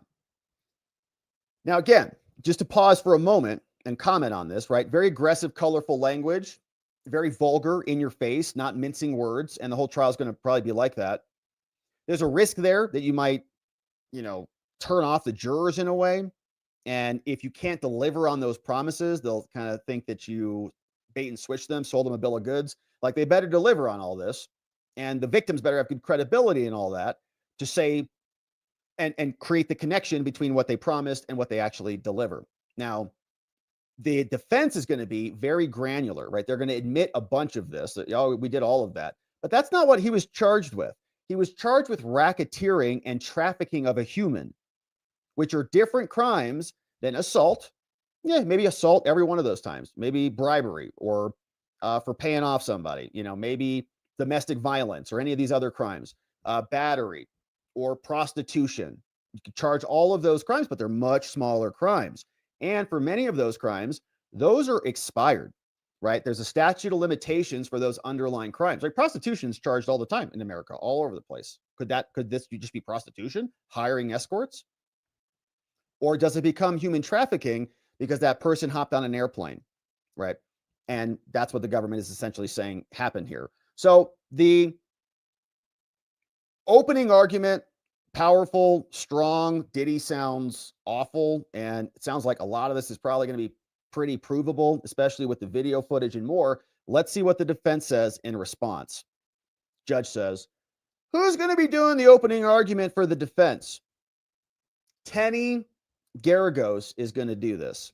Tenny Garagos will be doing the opening arguments. And Tenny is a female, which is very smart. I was wondering. So this is Tenny Garagos. She does defense work.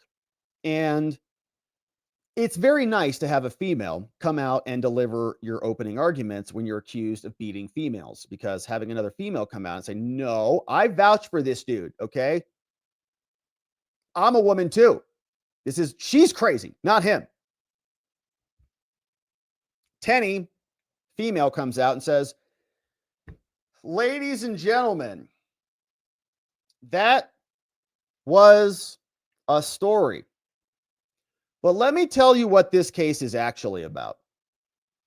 This case here is about love, jealousy, and money. And you call that the triad, right? The threes. Very good. I think Glenn Spence teaches that. You frame it out in a trilogy: love, jealousy, money. You can go through it. Here's what they're trying to do. They are trying to turn all of this into a racketeering case. And it's not going to work. You are the jury. You are going to evaluate the witnesses. And finally, this whole story can come out because you've only heard a piece of it. We can't wait to tell you the rest. This case isn't about what you heard on the news. And there's been a lot on the news, but none of it is accurate. Sean Combs is a fascinating person. I'll be the first to tell you. He's here. There's a lot of depth to this guy, and he's had a fascinating life. Let me tell you about him. Diddy, she's probably touching him on the shoulder, humanizing him. He grew up in Harlem, and he built a lawful business. He worked hard for it. He started out making records and on 8-track tapes and blah, blah, blah. And he created a culture, and he produced music that changed an entire generation. Many of you might listen to it today or know some of his artists. Witnesses that you're going to hear from throughout the course of this trial are going to share with you that he is a fascinating person and that people are drawn to him. Now, if you wanted to climb in music, in apparel, or beverages, you wanted to work your way up, you wanted to be around Sean Diddy Combs, he gave people opportunities to work at his company, and he had a vision that few had in this industry. Now, what you're going to hear when these witnesses come out and vouch on his behalf is that they mostly loved him. And the text messages will show that too. He was enamored by his team. Now, a little bit more about Diddy. He's 55 years old. He is going to be Sean Combs. Now, I am Tenny Garagos, and I am honored to represent him. I bet she's right behind him. The only people in this courtroom who will tell you about racketeering are the prosecutors, because that's what they need to do in order to make their case. They just made it up. Like this idea that there's a conspiracy and this ongoing fraud. But let me tell you, ladies and gentlemen, there was no conspiracy at all, okay? This case is about Sean Combs' private sex life. Now, the government has no business in that at all. If he wants to freak off with baby oil, that's fine. He's America. You can do that. These hardworking individuals were educated. They went to Harvard. They went to Howard. And Diddy has a temper, okay? And I'll admit, he got violent. You're going to see that. No one's denying that here. We're not proud of that. He's not proud of that. But the violence is not what he's been charged for. But we own it. We own the violence. In fact, I'll tell you, Diddy will admit himself. He says sometimes he gets so jealous and angry that Diddy will even admit he gets out of control. You're going to hear that he lied to his girlfriends, and you're going to hear a bunch of things that are bad, infidelity and all these things. Now, you may think he's a jerk or mean, okay? You might not like it. You might think he's disgusting or the freak-offs are gross or whatever, but he's not being tried for being a jerk or for being mean, okay? He's being tried. The charges on this indictment are for running a racketeering enterprise, a whole enterprise. It's not that at all. This is a domestic violence case. That's it.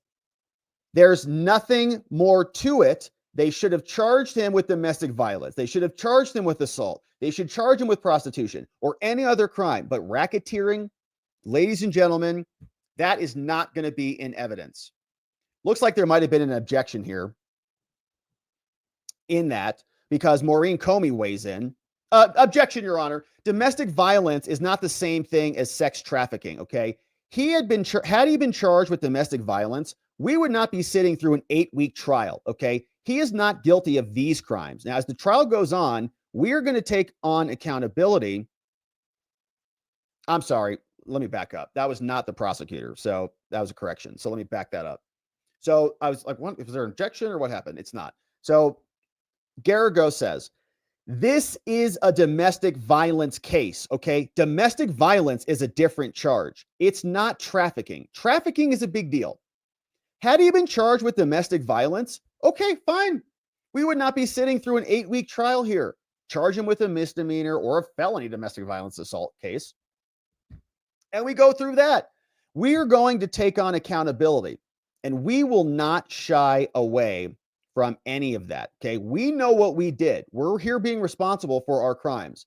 But trafficking, RICO, racketeering, that's not what he did. Now, it is true, okay? Ladies and gentlemen, it's true. And again, this is a woman speaking. He had a bit of a different sex life, okay? I'll admit it.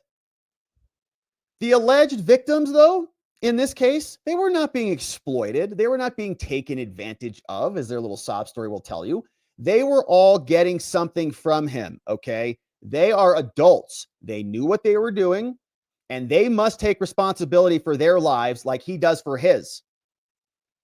A free choice has pros and cons, and you're going to get a chance to evaluate all these women, and you're going to hear and be able to verify their credibility. Every one of them is going to come before you. And what you're going to see is when this all comes down to it, they made free choices, and not just once or twice. They did it every day for years. They were hanging out with Diddy, living it up. Now, you need to ask yourself, ladies and gentlemen, what are all the ways this individual had the ability to make these choices? Are they just incapable of thinking for themselves? Ask yourselves, what is this person getting here? Ask yourself, what do they want? These are two different questions, but ask yourself because they may differ. Now, the truth is, ladies and gentlemen, jealousy drove the choices of the victims. They weren't forced into anything. They wanted to be with Diddy. Combs never married, but he is a many women man, okay? He's always in multiple relationships, and he was not always honest with them either. And it drove jealousy, primal jealousy. These women were enamored. And so is Sean Combs. He is extremely jealous. Now, you might think it's hypocritical for him to be jealous when he's in older relationships, but he doesn't want his women with anybody else. And what you're going to learn is that these women who were hanging with Diddy, they weren't victims of anything. They remained in multi-year relationships with him. These women were in love with him. Infidelity and jealousy drove all this violence. There was alcohol. There was drugs involved. It drove all the things. All of that you might disagree with or have a problem with. But guess what, ladies and gentlemen? This is not racketeering, and he is not a racketeer. This case is about relationships with Cassie and Jane. And you're going to hear about those. And you're going to hear about a bunch of things. Some of it might make you uncomfortable. You're going to hear about these swinger parties. And she has to draw the sting now. This is the concept, draw the sting. Like if you're going to get, popped by a bee and get stung by something, drop it out later. Like, so tell the jury they're going to hear about disgusting swinger parties. Don't let the prosecution tell them that. You tell them that. They will testify about things that should never be heard in a federal courtroom. That he liked to watch. Now, you may not like that, but you are not here to judge him for his preferences or if you think he's disgusting. A wealthy rapper paid for these women's homes. He paid for their vacations. He's not charged with being a flawed individual. These women fought hard to be in a relationship with him. And Cassie, I expect you're going to hear from her this week. She was in an 11-year relationship with him. 11 years. Combs was also with Kim Porter, the mother of his 4 children. And he continued with her until she died from pneumonia in 2018.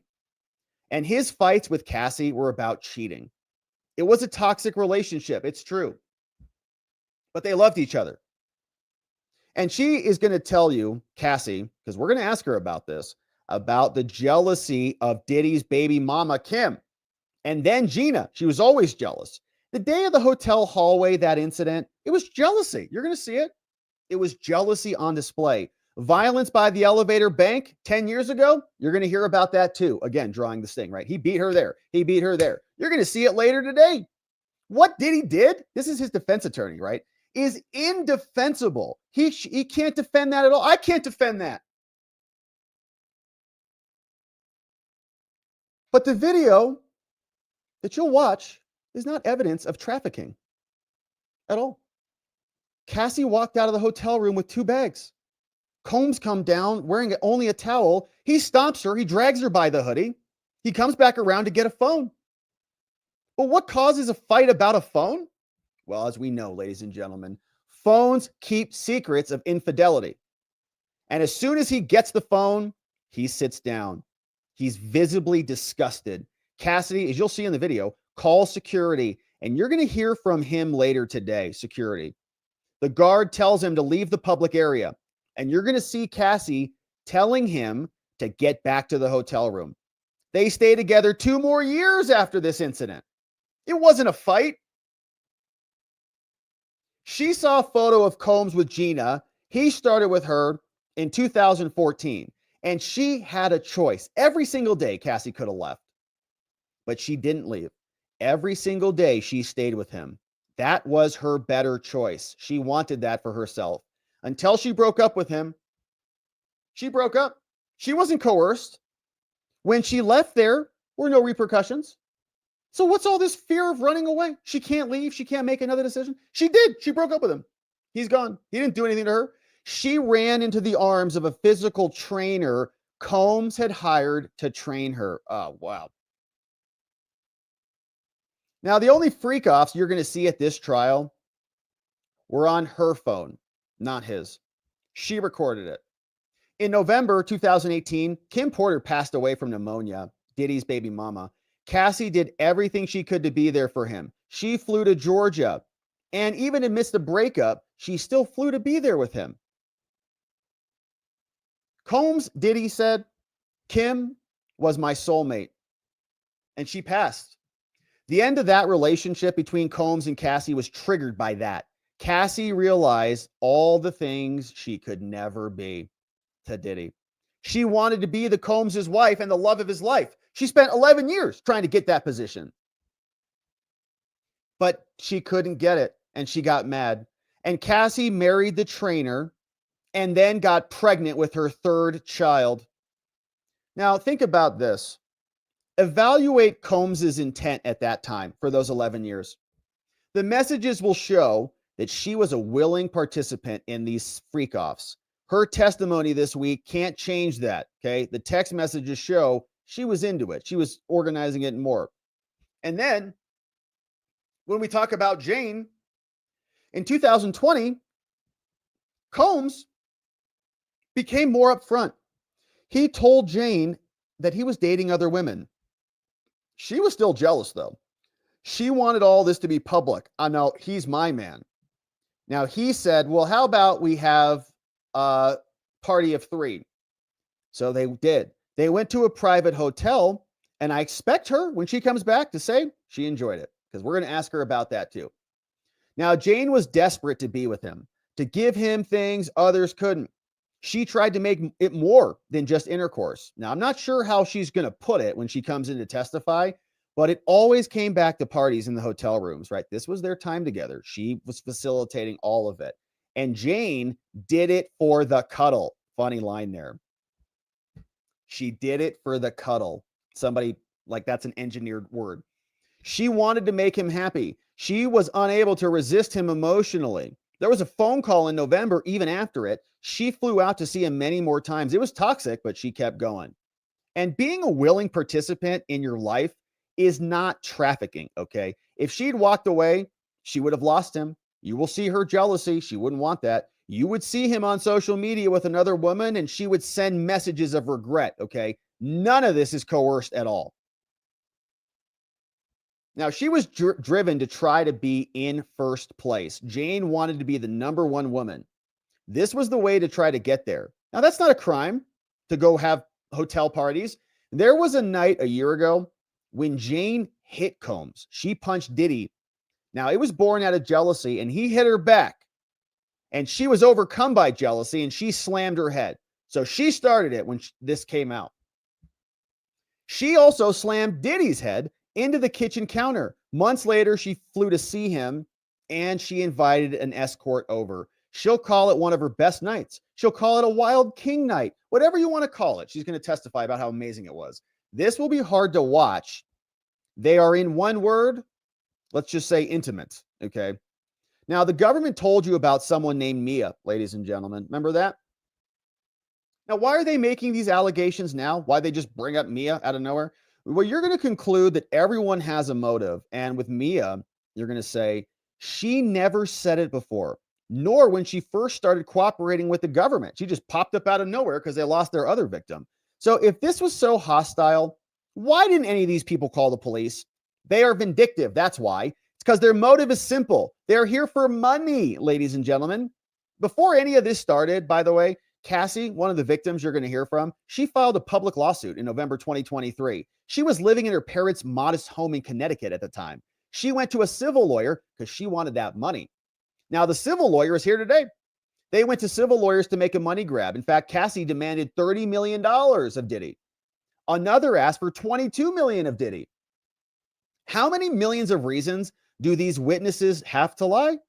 Oh, millions. Now, the evidence will not make out the charges, and they won't match, as you'll see. Now, when they talk about bribery and this other stuff, about bribing the clerk or the security guard, let me talk about that. Now, on bribery, this is about the Intercontinental Hotel. He paid a security guard to make the footage go away. This was solely to prevent bad publicity for both of them, not just for Diddy, but for Cassie too. There was no law enforcement investigation. The whole thing went away. Now, the kidnapping related to an employee, they say. She worked for him for 10 years. She asked to work for him again. So he kidnapped her? Wait, he kidnapped somebody who then asked to be rehired later? All right. And also trafficking of drugs? That was for personal use. This isn't a drug case. They worked hard. They partied hard. They were there to do something great and novel. It's drugs. It's not trafficking. It's not RICO to do drugs. So let me be clear, ladies and gentlemen. There was no conspiracy here. Diddy was paying different men for their time and their experience. Actors who do these things get paid. Hulkamania, Cowboys for Angels. You can pay money for time and an experience. That's all Sean was doing. Now, you, ladies and gentlemen, are not here to impose your morality on this man. If you listen, you'll find him not guilty of these crimes that are charged because he did not commit these crimes. Thank you. Judge says, all right, thank you for that. Ladies and gentlemen, we're going to break for lunch today. Please proceed out to the jury side. Okay, all rise. Jury leaves, and we're back. Jury is now out of the room. Judge says, all right, anything before we begin here, parties? Brian Steele, Diddy's defense team, says, yes, Your Honor. We will be objecting to 2 exhibits that the government is going to introduce today.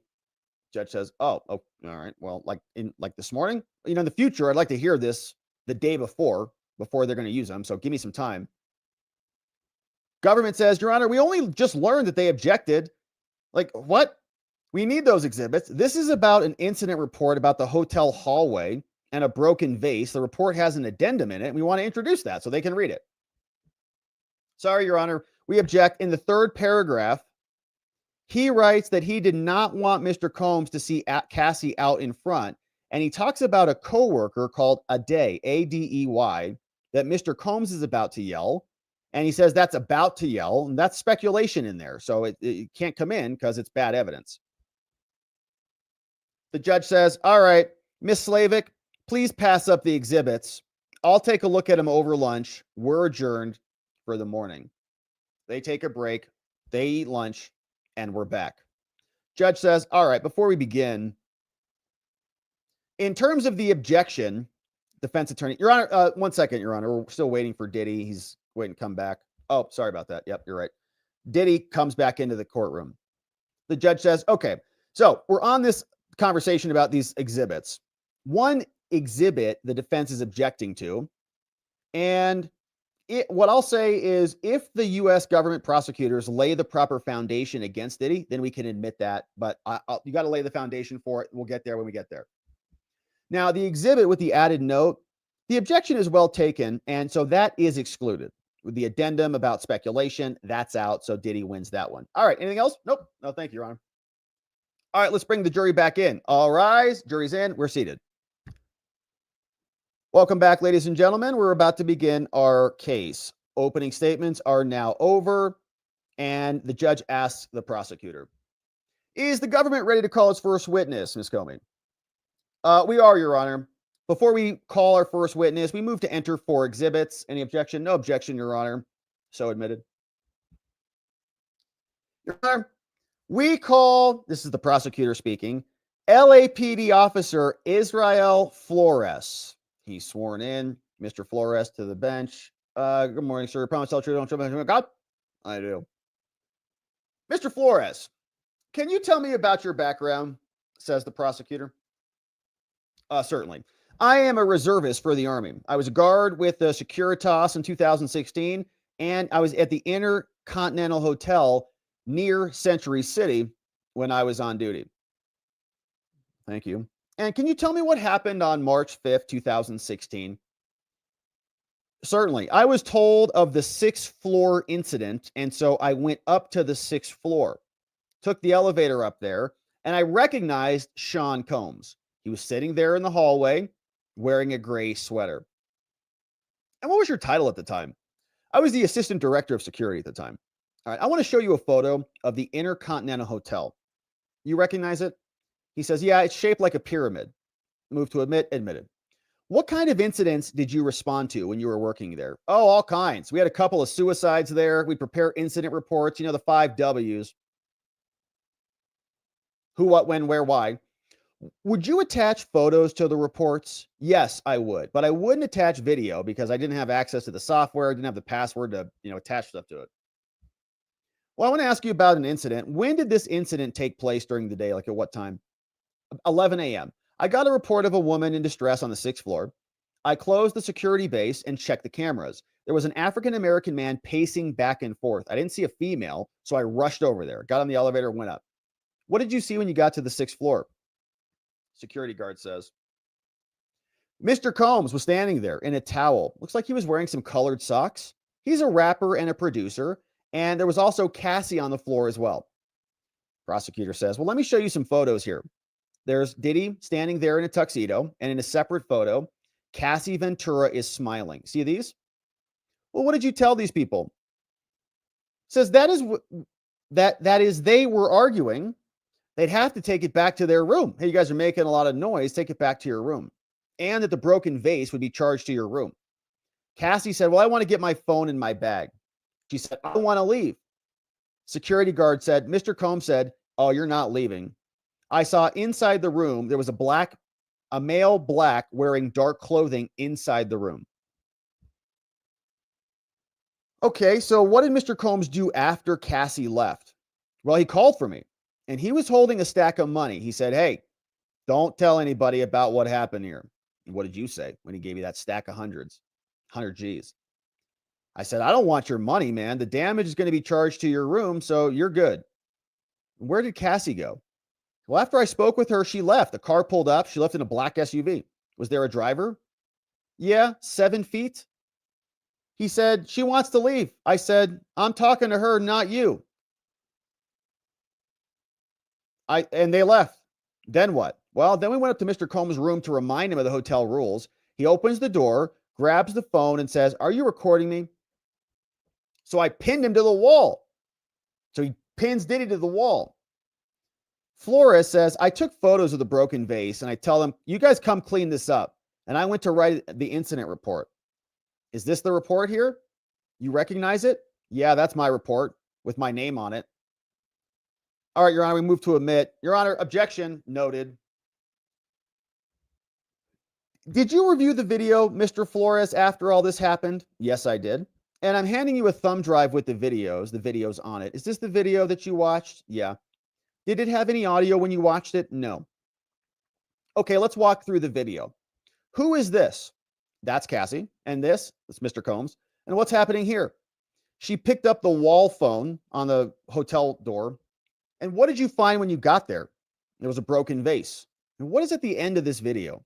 That's me coming out of the elevator right there. And let's pull up the incident report again here.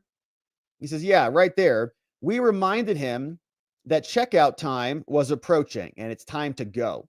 What did you add to the incident report after you reviewed the video? Well, I wrote in there what I saw. What else did you do with the video? I recorded 2 videos of it with my iPhone to show my wife at home. Honey, check this out. Crazy. Flores' video of the video with his voiceover, including about how shiny his shoes were, played for the jury, showing his wife, or recording it.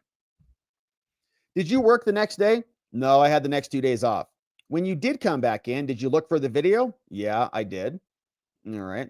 And says, but the video was gone. Did you ever see it again? Yes, recently I did. Nothing further. Cross. Brian Steele comes up. Nice to see you, Mr. Flores. Now, you said your report was the 5 W's, right? Who, what, when, where, why? Is that right? Yeah.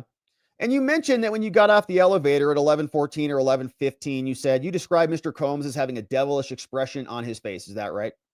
Devilish is what you said. Well, that's my opinion. And when you get off the elevator, what's in your hand? That was my radio. Mr. Combs didn't attack you, did he? No. And was there any law enforcement involvement at all? No. And you videoed this for your wife and you kept it, right? I did. But never was law enforcement called, right? No, they were not. Now, you told the jury that Mr. Combs said to Cassie, he says, you're not leaving. But your report didn't say that, right? You just said that now, but it wasn't in your report. Is that right? Well, at that point, I did not believe it was a significant fact. I'm not going to put down the back and forth. I didn't think it was relevant. So it wasn't important 9 years ago, but it's important now, is what you're saying. Objection, overruled. Well, I did not put it in the report at the time. That's all I can say. Got it. So you said you were offered a bribe, right? But hadn't you told him he had to pay for the vase? Yeah. Yes, I did. So the gentleman you say you saw in the room, you described it to the jury, but it's not in your report, right? You just said it, but you didn't write it. Well, he didn't engage with me at the time. How come you didn't ask him his name? Like, aren't you supposed to investigate this? Like, did you ask him anything? Well, he wasn't talking to no one. Did you tell anyone at the time about any of this? No. And the 7-foot driver, do you know who that was? No, I don't know, but Cassie knew him. Okay. And you didn't put in your report that you offered to call law enforcement, but she refused. Like, you didn't say that. Why not? Well, she said, no, don't call law enforcement. So there was no reason to include it. You also said that you put Diddy, Mr. Combs, up against the wall. That's pretty aggressive, isn't it? Well, I mean, it could be, but I only put my forearm against his chest. Yeah, but you didn't put that in your report, did you? Well, you're asking me to have put more detail in my report. I just didn't put much detail in there. So what? Okay. Well, it's for memory, you know, it's why we generally write reports. Do you remember the layout of the room? No, just a corner room. Was it like a normal hotel room like I would stay in, or was it just one room? Or did it have a living room? I don't know. So the third party, you said he was on a bed? Well, it was a pullout. Okay. Now, you were in the hospitality business as well as security, right? Yes. And Mr. Combs, now it was clear to you that he wanted to pay for the damage, right? Objection, calls for speculation. He says, ask it in a different way. It can be embarrassing for objection sustained. One moment. Anything else? Nothing further. All right, redirect. Brian Steele is done, and prosecutor is back up. Mr. Flores, did you typically include every single detail in a report? No. Did Diddy seem drunk or high to you? No. When he offered you money, what did he say? That he didn't want anyone to know about it, pretty much. Which way was he dragging Cassie? Back towards his room. Nothing further. Recross, Brian Steele's back up. Mr. Flores, now these are motion sensitive cameras in the hotel, right? Yeah. So there's gaps in the recording, right? Yes, nothing further. Thank you. Judge says, next witness. Security guard is done. They call someone else. Looks like it might be an escort. Comey asked the question to the witness. What did Miss Ventura pay you for? Witness says to have intercourse with her. Sean Combs was there too. Now, my boss called me and said he couldn't find any of our black dancers, so I could go to a bachelorette party in Gramercy Park Hotel in downtown Manhattan. All right. So black dancer, some calls need a black dancer come out for a bachelorette party. Going to go do a helicopter party over there. Well, what did you expect to do? A little stripper dance. But I got there, male dancer. She was in a hotel room in a red wig, stocking and sunglasses. She gave me a few $100s. And what was the room like? Red couches, lubrication. There was a man on the right side of the room, sick. The man had on a white robe and a bandana over his face, below his eyes, and a baseball cap. From his voice, I recognized him as Sean Diddy Combs. Well, what did he say? That he was into importing and exporting. I'm into importing and exporting. The hell kind of phrase is that? Says, the male dancer says, he said he was having problems with my boss. Objection, said the defense. Well, I'll get back to that, says the prosecutor. Now, after your little performance was over, what happened after that? Well, Cassie gave me a couple of $1,000s more. And he said to give them my phone number, and so I did. Cassie called me and asked me for a photo. Well, then what happened?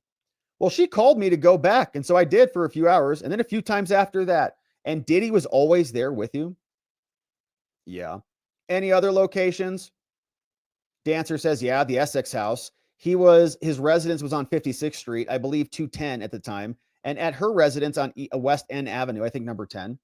What was the name? What name were you to say when you were there to see? Black was the name. Black. What else would you do? Well, I would send her vulgar text messages. Like what? You want me to say it? He's like, don't we say it right here? Like what I would send her? Well, like give an example. He says, like, I'd text her like I want to do this right now. And how often did you use baby oil? He's like, oh, every time. Love that baby oil. Sean Combs said we didn't have enough baby oil on. He said, y'all slow down, separate from each other. One time he tried to have us role play like we had just met in an airport. We weren't good at it, so we skipped on it. He's like, you guys suck at acting. I'm an actor, not you. What direction did Mr. Combs give you? He said he'd tell me to step off and back off. How many times, if any, were you told to urinate? Objection! Suggestive! Overruled! Defense is freaking out, right? Objection. They told me not to do it all at once. Objection, Your Honor, to him saying they. Judge says, I got it. Judge is grossed out. He's like, oh, gosh. Prosecutor's like, well, what happened after the urination? Well, they leave me waiting for hours. He said the whole thing might go on for 10 hours. Dancer says, they were headed to the hotel. They said to go in 30 minutes. It was the first time he opened the doors himself, dressed in a suit, no mask on. Well, how did things change after that? Well, he didn't feel. Objection. Sustained, I'm sure. Who, if anyone, recorded this? He says, oh, Combs did, with the cell phone and camcorder. He took a photo of my driver's license for insurance, he said. Objection. Focus it, says the judge. What did you understand that to mean? Right? That he was threatening me. That's why he needed my ID. Once I went and Cassie was slumped over, he said, it's not going to happen this time because she was slumped over. Did Combs offer you drugs? He says, yeah, I think so. Molly, I guess it's called. I don't do drugs. It's called MDMH or MDA, I think. I went out and I handed out $100 bills. Well, how did the Molly make you feel? He says, kind of sick and euphoric and like an idiot handing out $100 bills. Who else was present then? A guy who told me he was an actual escort. He was into having intercourse with Cassie at her apartment, right? She had another dude. So the guy was looking at Combs and Combs said, don't you be looking at me. Objection. Judge says, all right, start over with a fresh question here. Well, what did he look like? It was a black guy, kind of skinny. We exchanged phone numbers, the other dude with Cassie. Have you seen him in 10 years? No. Did it ever seem you were not the first person there? He says, yes. Other people would come before me. There'd be towels on the floor and stuff. Gross. After the $100 bills, did you see them again? He said, no, man, I couldn't do it anymore. What did you get paid when you couldn't perform? Nothing.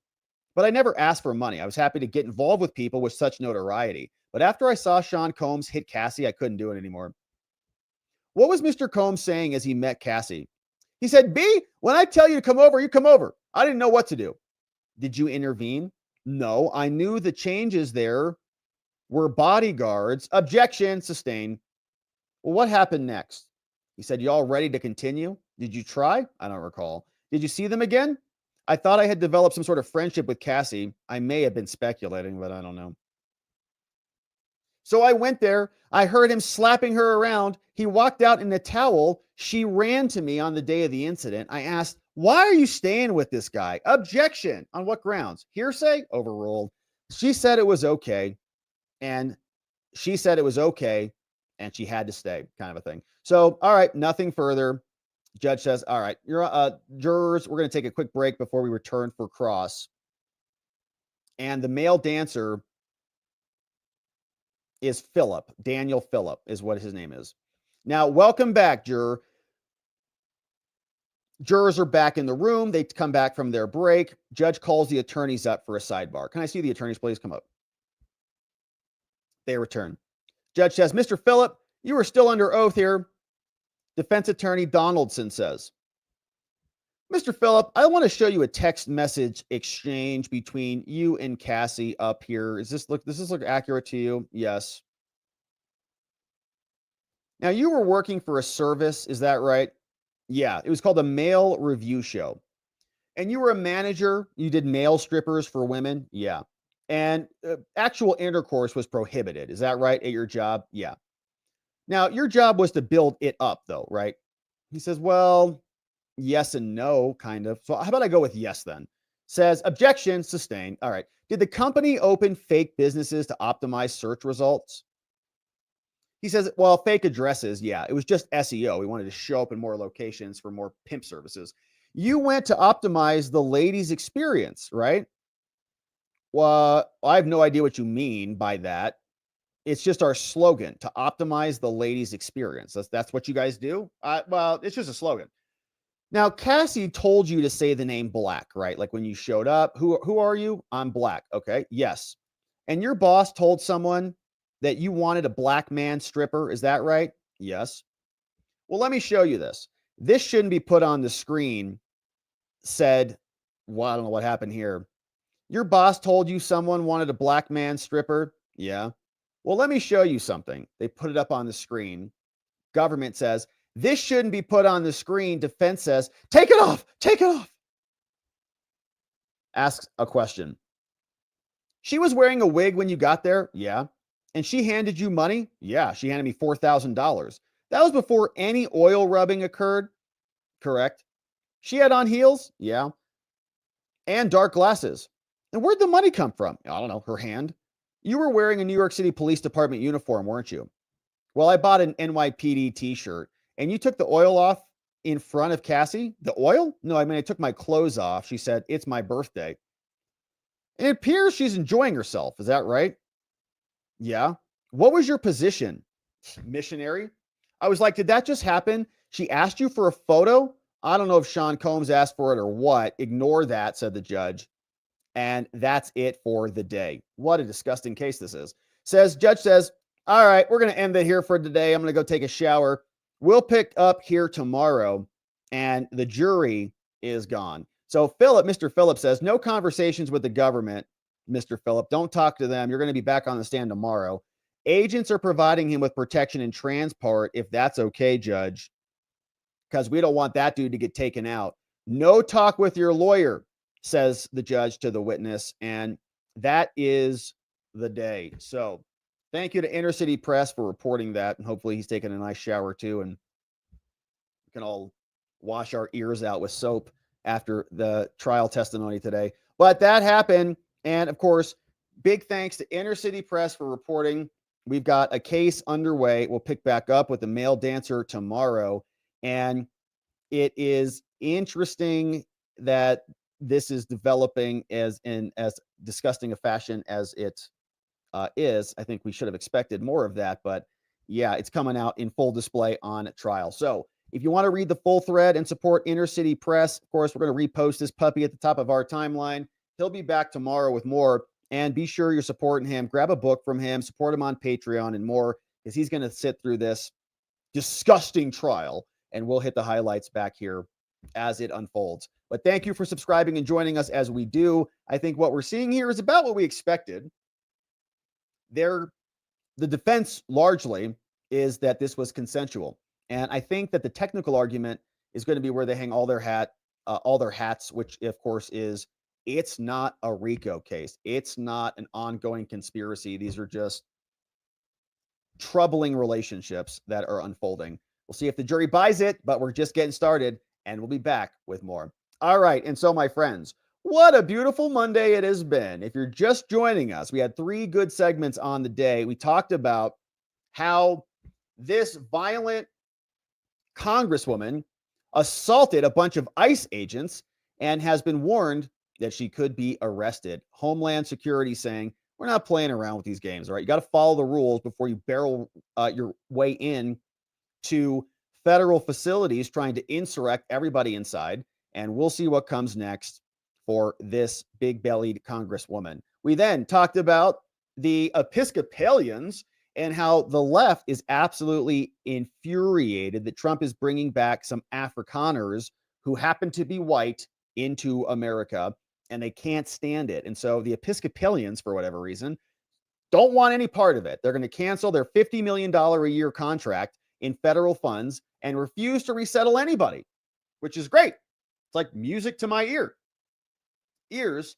And that is good news. But what's funny about it is it's just because they don't want to help white people come to America, I guess. We read through that. Of course, Trump issued his executive order, which explained the rationale for all of this. And we understood how some people are just fuming mad here with clips from meltdown liberals. Then we talked about Diddy. And man, this case is way more disgusting than I even thought it would be. But we are seeing here that the motion to suppress from Diddy filed by his defense team was denied. That failed. The opening argument from the government seemed very emotionally compelling. We'll see how they hit the key elements of the statute under which Diddy was charged.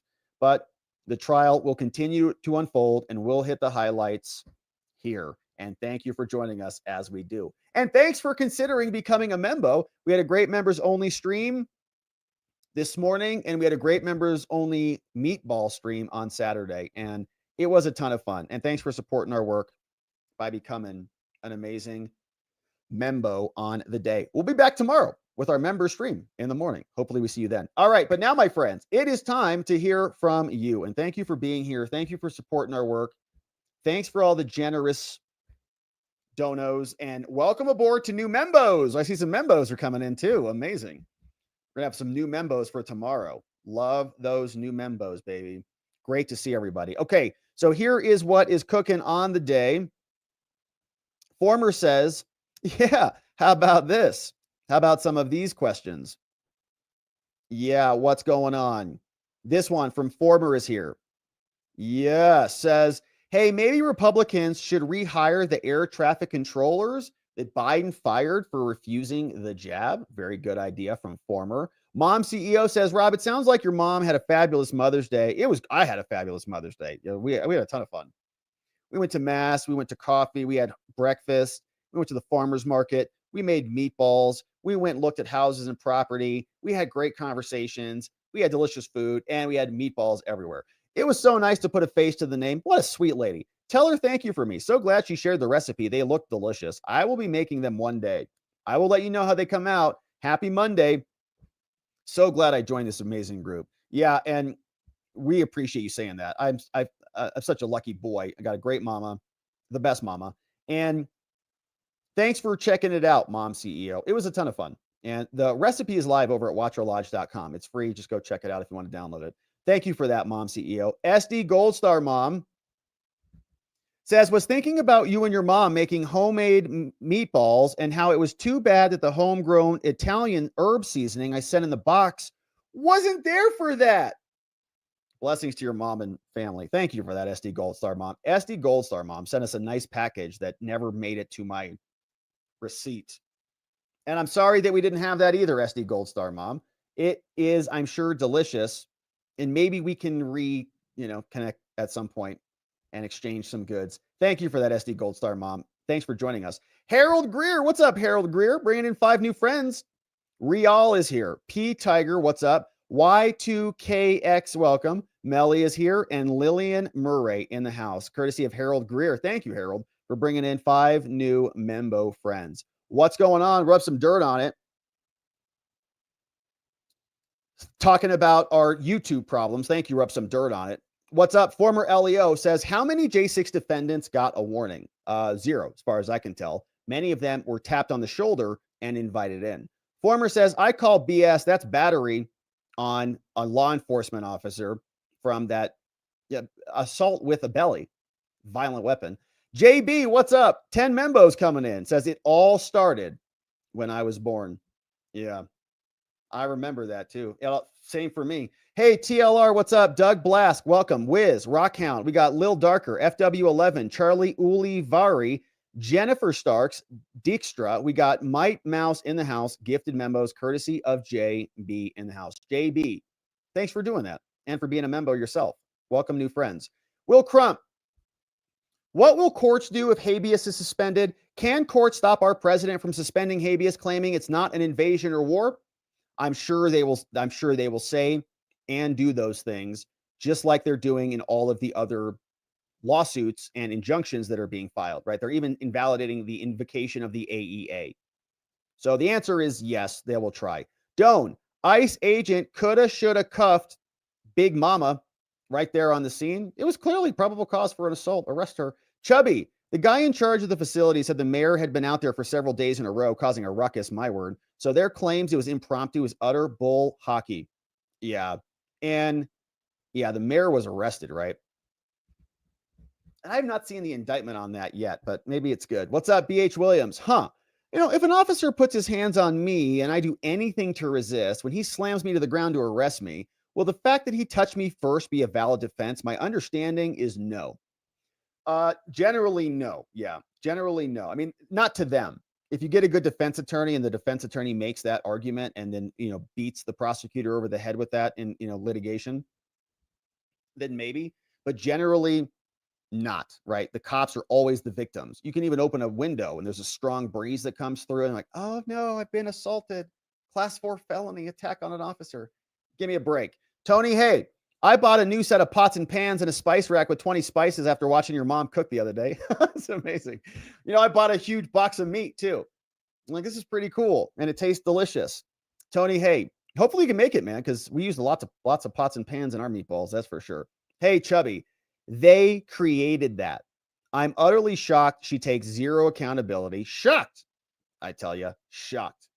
From the left, there is no accountability, as we know. Thank you, Chubby. Hey, what's up? BH Williams. The sad thing is that someone slipped in a section to the last CR that grants members of Congress access to DHS without notice. Where they screwed up is showing up with the mayor. If they are asserting that they were together unknown, that changes the circumstance. He is not a member of Congress and is not afforded this privilege.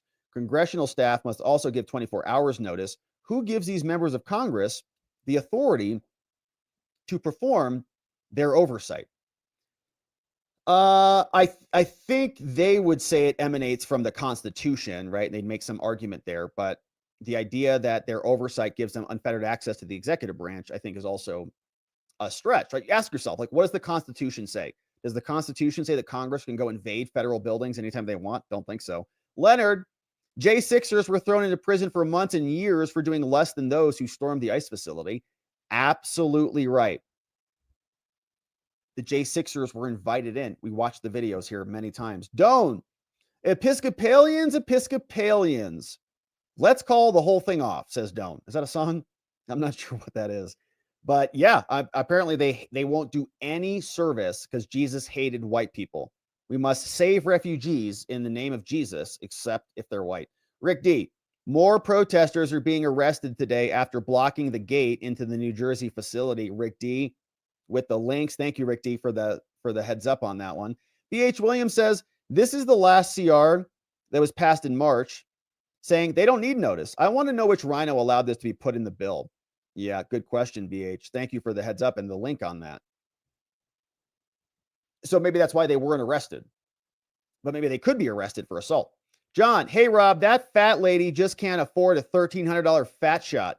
Seems to me she should be charged with assault on a federal agent with a sentencing enhancement for the use of the deadly weapon, which is that belly. Yeah, bellies are dangerous and deadly weapons. I mean, there's a lot she could have done with that thing. It's like a blunt force instrument to the head, first of all. You could suffocate somebody with it, just smother them with it, crush somebody under the sheer mass and volume of it.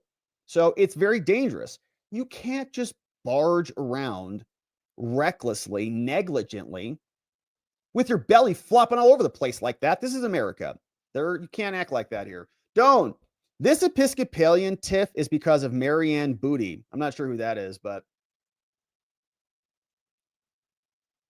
I don't know what's going on in that church. What's up, Serrano Guardias? Have you seen the new Kanye video? Woof. No, I actually have not. I've heard of it and seen of it, but I have not actually seen it, which is kind of amazing. But no, I haven't seen it. Michael Manson, member for 26 months. Mama's meatballs looked yummy. Cherish your time. We do, Michael, man, we do. And it was a real, I think, a beautiful thing because we got to record that. We got to do that forever. So we'll have that recording forever.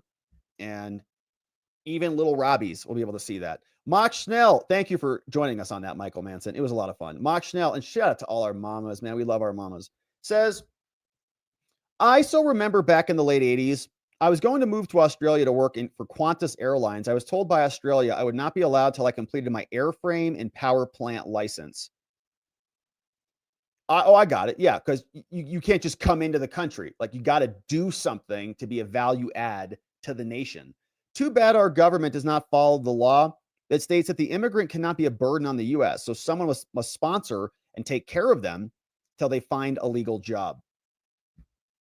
Yeah, because the country, we have our own problems. Like, we can't import people who also need our care. We have our own citizens that need to be cared for before we can help the rest of the world. Put your mask on before you put your person's mask on. Got it?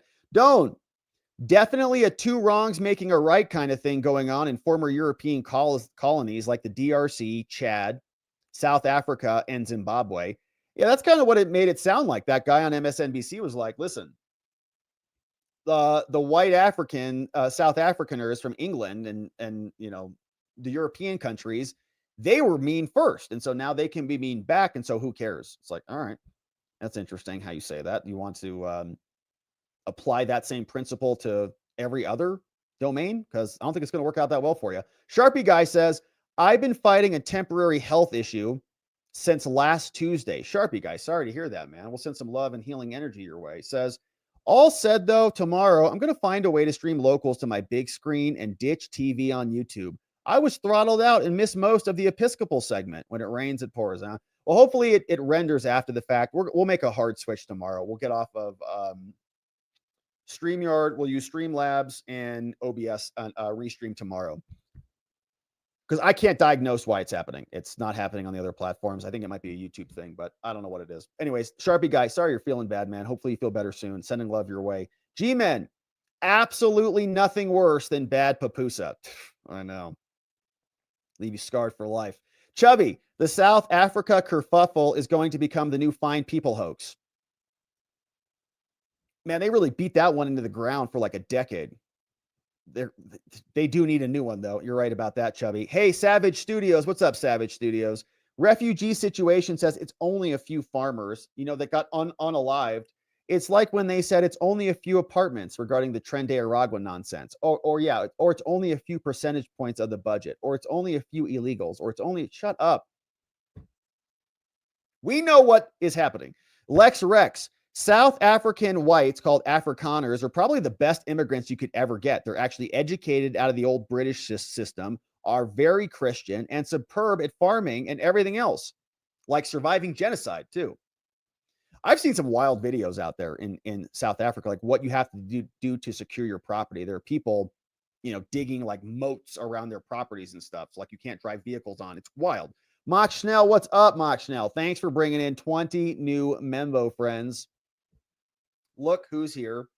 We've got Rambling Ryan, welcome. Chelly Swanson Wilson is here. Wojo, welcome. AJ Arguello, what's up? Pete Spangler, John Sparrow, George Snelling, Booger Light, Kitten Lang, Billy French, what if any welding? We got Dean Paparella, Charles Hoosier, Richard Robertson, what's up? Uncovered 80s Vault, Bugman, KB, Bahira Reyesa Bay, Ryan Streaky, all gifted membos courtesy of Mock Schnell, bringing in 20 new membo friends on the day. Thank you, Mock Schnell. Hey, MAGA Hat says, Episcopalians severed ties because the money stopped flowing from USAID. Yeah, you notice how Bill Gates did that too?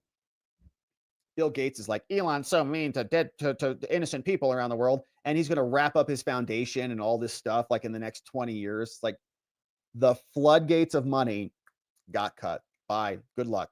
MAGA Hat. I bet the U.S. terminated the grant program with the Episcopal Church because it's a scam.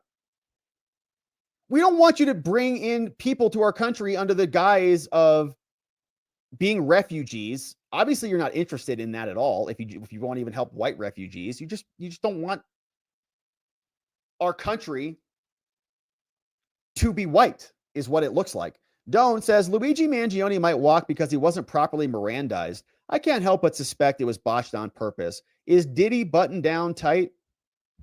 I don't think so. No, I don't think Diddy's a foregone conclusion at all. I think that their defense is a good defense. We'll see how they show this racketeering case, or like this ongoing conspiracy with 2 victims, maybe 3. Yeah, I don't know. Chat with me says 4 minutes before my evening with Rob, my brother called. My niece just got accepted to college to study forensic science. Woohoo! Oh, that's fun, man. Forensic science is a lot of fun. Science is a lot of fun, and forensics is a lot of fun too. And ripe for challenge thanks to amazing defense attorneys. So we would often go against the forensic scientists, right, who come out for the government. Like, we're a forensic scientist. Like, no, you're not. What do you do? Okay, anyways, it's a lot of fun. I'm not trying to diminish from what she's doing, but that's what we challenge, is all the forensic scientists. So it's a lot of fun. Thank you for saying that, chat with me. Congrats to your niece. Hopefully she's very successful. What's up, Tony Hay Munkets? Says Tambucci. What's up, Tambucci? Just got gifted a membo, courtesy of Tony Hay. Goofy for Jesus is here. Says when Marjorie Taylor Greene tried to visit the J6ers, they never stormed. They never bellied out grown men. Tony Hay Munkets bringing in more membos. Candace Mosley, I'm the captain now, is here. Leslie Oliver, Joe D.C., and Nancy Randall in the house. Thank you for bringing them in, Tony Hay Munkets. Rob, can you do you have a video that explains the law regarding due process for illegal immigrants? It seems most people's problem is with due process for them, but they don't know what that entails. I mean, we got many videos talking about, I think many of those talking about due process. So like, for example, like the Kilmar video that we did back talking about the Guatemala delineation. I think that's a good explanation of due process, of what they get. We went through that. That was about 2 weeks ago.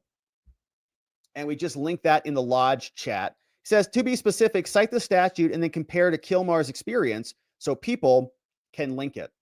It's a great idea, Kellen. Thank you for the suggestion. Yeah, we've talked a lot about Kilmar's case specifically, and the judge's order, the 10-10-19 order from Judge David Jones. We've read through all of the appeals. Like, you can actually see Kilmar's experience. Like, you can see what he went through in that whole video. We went through the appeals. We went through his order withholding of removal, all of those things. So I think that the due process excuse for the people is just a convenient, feigned ignorance. They know that they get plenty of due process, but they want Article 3 due process that is basically a trial before anybody can be removed. So if I'm explaining their position, I don't have much to go off of, because they're just saying that all illegals should basically be tried in Article 3 courts, convicted of a crime before they're removed, or convicted by a jury before they can be deemed to be removable. But I appreciate the suggestion and the idea, Kellen. Thank you for the nice donos. I'm trying to think about how I can frame that in a way that might be interesting, topical, and useful, and I'll keep thinking about it. Alpha She-Wolf says, no grandbaby yet, but she is due in 3 days. Woo, coming soon. 24 months, 2 years as a membo. Thank you for that, Alpha She-Wolf. And congrats to your daughter or son. and their new baby. What's up, Clark Blount, bringing in 20 new Membo friends.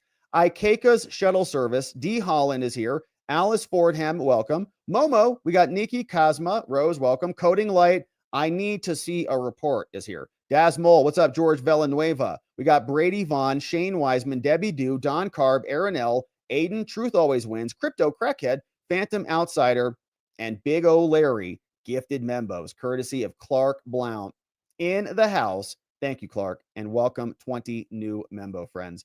Two babies, Queen Bee's Art Hive is here. Says, hey, two babies, Rob. I love this channel. And chat, that is two babies. That's 18. 9 plus 9 equals 18. 9 times 2 equals 18. And I think there's probably a couple others. Thank you for that. I'm working on my multiplication table so I can remember the babies. Hey, thank you, Queen Bee. Clark Blount, 20 more friends. Off-label podcast. Checking in. Amazing. Says, Aldous Orwell is here. Rick W. Gary N. We got Nancy Buys. Zix is here. John Emery. Mr. Bloodline. What's up, The Virus? We got Lewis. Mike Damore. Six is here. L.R. Marhan. Lee Bart. Sean Horn. Rich Ramsey. ASD. Jolly Joe Mama. We got Breathless and Bama Rod. Gifted Membos. Courtesy of Clark. 20 more from Clark. And 50 more from Clark and Tony Hay. Man, you guys are amazing. So thank you for sending all of these in. When we get some serious Membos in the house, it's hard to kind of clip everybody and welcome all of the friends in. But my goodness. So new Membo friends, we're going to see a bunch of you tomorrow. And many of you were brought in courtesy of the very generous Membo friends called Clark and Tony Hay. Clark Blount, Tony Hay, thanks for bringing them in. New Membos. We do a lot to deliver for our Membos. We do Saturday streams. We do morning streams multiple times a week. We do after party sessions, not exactly on YouTube, but on locals. And it's a great community. We do meatballs and more. And so new friends also, you now have access to the Meatball Saturday Extravaganza stream.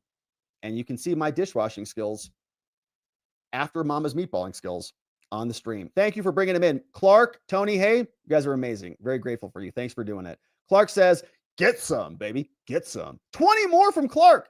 What's up? Guardian of Chaos. David Dion. We got Jay. Mr. and Mrs. Steph Ajic. What's up? ETL and Spades. James Lee.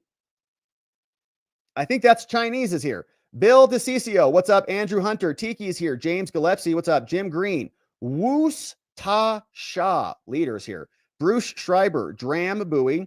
Gav Fletch. What's up, Gavin Jeffries? Callie Dime. Raphael Cruz. And Matthew Moles. Gifted Membos courtesy of Clark. Thank you, Clark. Again. Very, very generous. Welcome to all the new Membos. Sheila the Pooh, 10 more Membos. Sheila, thank you. Look who's here. Rachel Hicks is here. Paul B, welcome. Clark Kent, Superman. Anita Moore, what's up, MC? Classic video lover. Happy Binks Gracie. Yeshua's Healing and Deliverance Ministry. We got Brian Shea and Wyeth, all gifted Membos, courtesy of Sheila Pooh. A million hugs to you. Thank you, Sheila, for doing that. Amazing. What's up? Tony Hay Munkets with 20 more Membos. This is amazing. How many Membos? We got Dan, Debbie Kennett, Stubby One. What's up, Bob West, Classic Donkey. We got Ray Ray's here, Beth Maxwell. Jay is bored. Jay, glad you're here. Hopefully this show wasn't boring. Outdoor Education and More. Freak Tractor. What's up, Spencer Smith? Angie Galloway, Valerie Hoffman, Sweet Thon, Jonathan Mayenko, Billy Lay, Bully Hunter. We got Wargarble, Angel Dust, Mike Nix, and Brian Pierce. Gifted Membos, man, courtesy of Tony Hay Munkets. We got some serious Membo friends. Thanks for doing that, Tony Hay. And Ray K, 39 months as a Membo. I don't even know how many babies that is. I think 4 plus 1, plus some. At 18, I was a stripper in the graphic arts department, but I'm stripping all of the bad elements from the final design. Is that what you're saying, Ray K? Yeah. I was also a stripper of leaves from swimming pools using a net. I would strip the leaves out of the swimming pool and then eventually would strip the dirt out of the ground to put in a swimming pool. Yeah. Tony, hey, I want to apologize. For what? I think it's awesome. All the new gifting people. I just get so disappointed that I can't hit my friends at all. I love everyone, but it's so frustrating. God bless this channel. There's so many good people here. That's amazing. Hey, Rob, will you yell, Tony, hey, Munkets, we love you so much. Like you yell your clothes, please. We kind of did it, Maria Kathleen. Tony, hey, we do love you, man. No need to apologize, Tony. You're amazing. Sorry your friends aren't gifting those gifts. It's like a slot machine, right? When you gift the gifts. So sometimes it hits the right people. Tony, hey, thanks for continuing your attempts. And I'm sorry that your friends are not getting it, but hopefully it happens soon. Thank you for that. Maria Kathleen, thanks for that. Yeah, we love Tony Hay Munkets. What's up? Wes C, member for 3 months, says, Eee!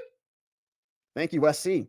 3 months as a member, 1/3 of the way to that baby. Says this old guy, says NGOs all going to be looking for something else to do. When the grift stops, grifters move on to the next grift. Hey, great show, Rob. Been missing the live shows due to work interference, but hopefully things are returning to normal, similar or something similar to normal. Yeah, missed you, this old guy. It's great to see you back in the house. Been missing the live shows. Hopefully the work has been very good. Hey, what's going on? Barbara with. Hey, Rob, refresh me on the 9-0 SCOTUS ruling that the New York Times is claiming Trump has to bring back the Maryland man. But didn't you tell us there was a slight legal term that they were forgetting? I asked on the Lodge too. And here, let me check the Lodge to see what you asked, because I thought we linked a video over there that explained the Kilmar situation. So let me take a look here on the Lodge, because the video I went through. What the heck's going on over here? Let me just check the chat. Do we link that appropriately? Yeah, so I think we replied with the link to the video. So in the link to the video, I went through my explanation for the Supreme Court order 9-0. So so you can read the SCOTUS decision, but it says facilitate his return with due deference that's owed to the executive branch, as though he was not illegally afuera. So in other words, it wasn't an order to bring him back. It was to facilitate his return in conjunction with other conditionals. So it's not an unequivocal order to bring him back. There's a bunch of other conditionals in there that they're in compliance with, so they're not violating the order. 9-0, that framing, that premise, I think is wrong. So you can read the order. The premise on that is wrong. 9-0 to return him back. It's not what they said. They said to facilitate his return. It's not what they said. You can just read the order. But I'm not talking like this to you. I'm talking to all the people making that premised claim. Wasn't 9-0 to bring him back. Read the order. But in the video that we linked on the Lodge in response to your question over there, and thanks for asking the question in the Lodge, I went through the Kilmar removal order, and I explained in that video that the 1010 withholding of removal order, which was signed by Judge David Jones, says Guatemala in the order. And the logic in his order for withholding of removal is not for El Salvador. Now, what ended up happening, I think I explained it in that one or another video, but Erez Ruvani, who is the fired DOJ attorney who said that the withholding of removal order was for El Salvador, was fired. And I think that what the DOJ did is accepted that mistake, because if they would have challenged that or something, then they would have opened discovery up into that fired DOJ attorney. So that's my response to that, right? So basically the DOJ adopted an erroneous filing, an erroneous position by an attorney that they fired. His name was Erez Ruvani. They fired the dude. He said they made a mistake. He said they made an administrative error. All of that was gobbled up. And it was accepted by Trump's DOJ. And I don't know why they did that, other than just saying, yeah, we kind of admit this error, because I think it was already seeded by the attorney and they fired the attorney after the fact. So my point is that the premise on that is wrong. And if you read the logic of the order from David Jones, it says that clearly. It says Guatemala very clearly. So then it was, and by the way, like, these attorneys who are filing these claims are liars. And they say that this said it was withholding a removal to El Salvador, but I have not seen a single updated correction, an addendum, anything new that changes Guatemala to El Salvador. And it's their burden to prove that case. The order says Guatemala. If they think it's a scrivener's error, if they think an immigration judge made the wrong country, made a mistake with the country because he copy and pasted something, that's the dumbest thing I've ever heard. So they have to show that. They have not shown that. Personally, I think the Trump DOJ botched this case, if I can be clear about that. I don't think they actually read the order. The order is confusing to read. I think many people read the order and they just thought that it applied to all the countries, but it doesn't. He says Guatemala. And the reason it is Guatemala, logically, is because the family, Kilmar's family, was in Guatemala, and he had to have a connection to a group to prevent being deported, right? You can't send him somewhere if he's going to be attacked. His family was in Guatemala, still under attack. The judge wrote it in the order. So he couldn't be returned to Guatemala to be with his family. Now, practically at the time, that was a win for them because he was not designated an Alien Enemy Act. So any withholding of removal to any country meant practically you did not get removed anywhere because you had that box on your record. Withholding of removal. Once he got designated an alien enemy, then that overrode that by operation of Article 2 because the immigration courts are under Article 2. Even David Jones's order was from the DOJ. So Pam Bondi then, using the rules, overruled that decision. AEA identified people are not eligible for withholding of removal. He already got due process on the entire proceeding, essentially, and he was already adjudicated to be MS-13. You don't need additional due process to come to an adjudication of whether somebody is MS-13 or not. It was done. David Jones noted that, and the other two judges who said that he was removable in the appeals process and before also said that. So he had the due process on the MS-13 finding. He had due process on his removability finding. He had been designated AEA by operation of the law, which overrides withholding of removal. He was perfectly sent out of here. And the poison pill DOJ attorney wrecked it. The Supreme Court issued a very clever, very useless rule order that said facilitate the return with due deference to the executive branch and all the things. The fake media turned it, called it a 9-0 SCOTUS ruling. But it's a very short order from the Supreme Court. I'd encourage you to read it, Barbara. You'll see it doesn't say that anywhere. And they just interpreted that as well. So we went through the Kilmar case. And it's funny, this came up again from our other friend earlier here, was asking about specifically Kilmar on this and due process, right? And I'd reference the same video on that, Kellen, because I think it's much the same thing. I guess it's about,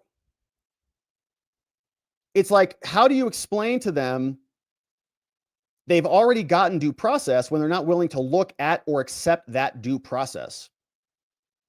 It's like Kilmar got it all. They want another hearing on things that have already been heard. You don't get that.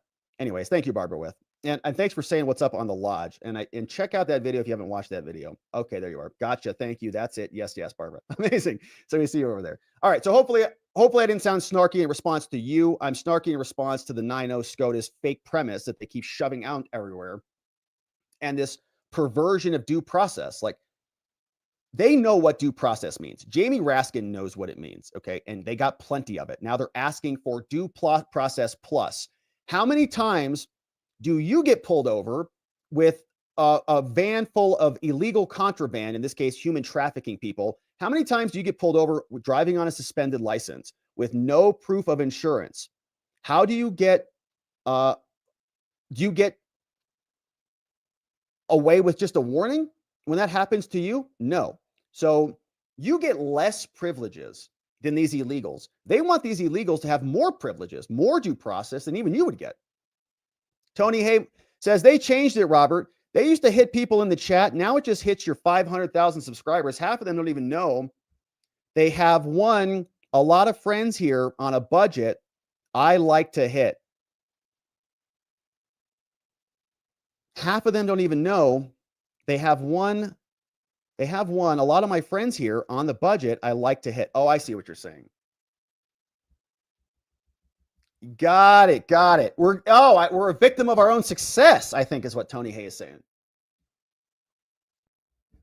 And you can't hit your people because there's too many people in the chat. I hear what you're saying, Tony Hay.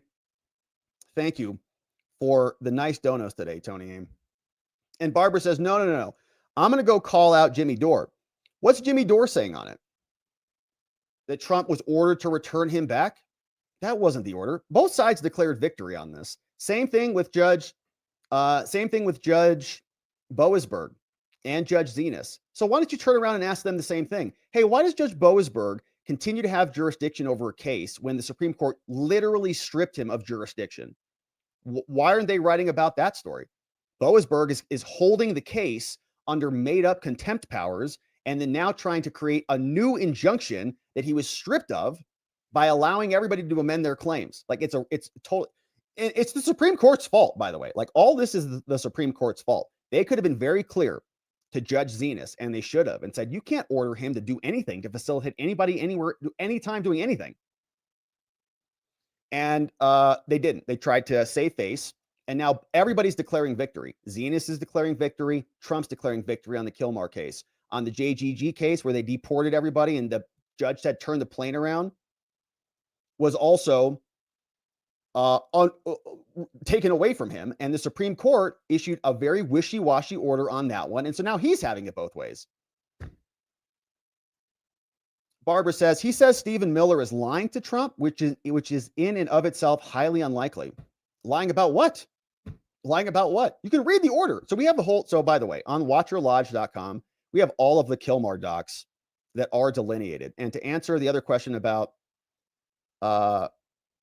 the statutes and due process of law and those other questions. So when you go to the lodge, so here's where we're chatting with Barbara right now in the chat. Barbara's over there talking about Stephen Miller and Jimmy Dore saying Stephen Miller's lying to Trump, which I would disagree with. I don't think that's happening at all. But here in the Kilmar case, if you're at the lodge, watcherlodge.com, we have all the documents here too. So if you want stuff to share with somebody, okay, it's right here.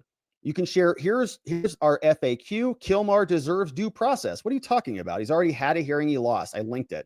He already had a hearing and lost that one to determine MS-13. Whether he can claim asylum, lost that one, out of time.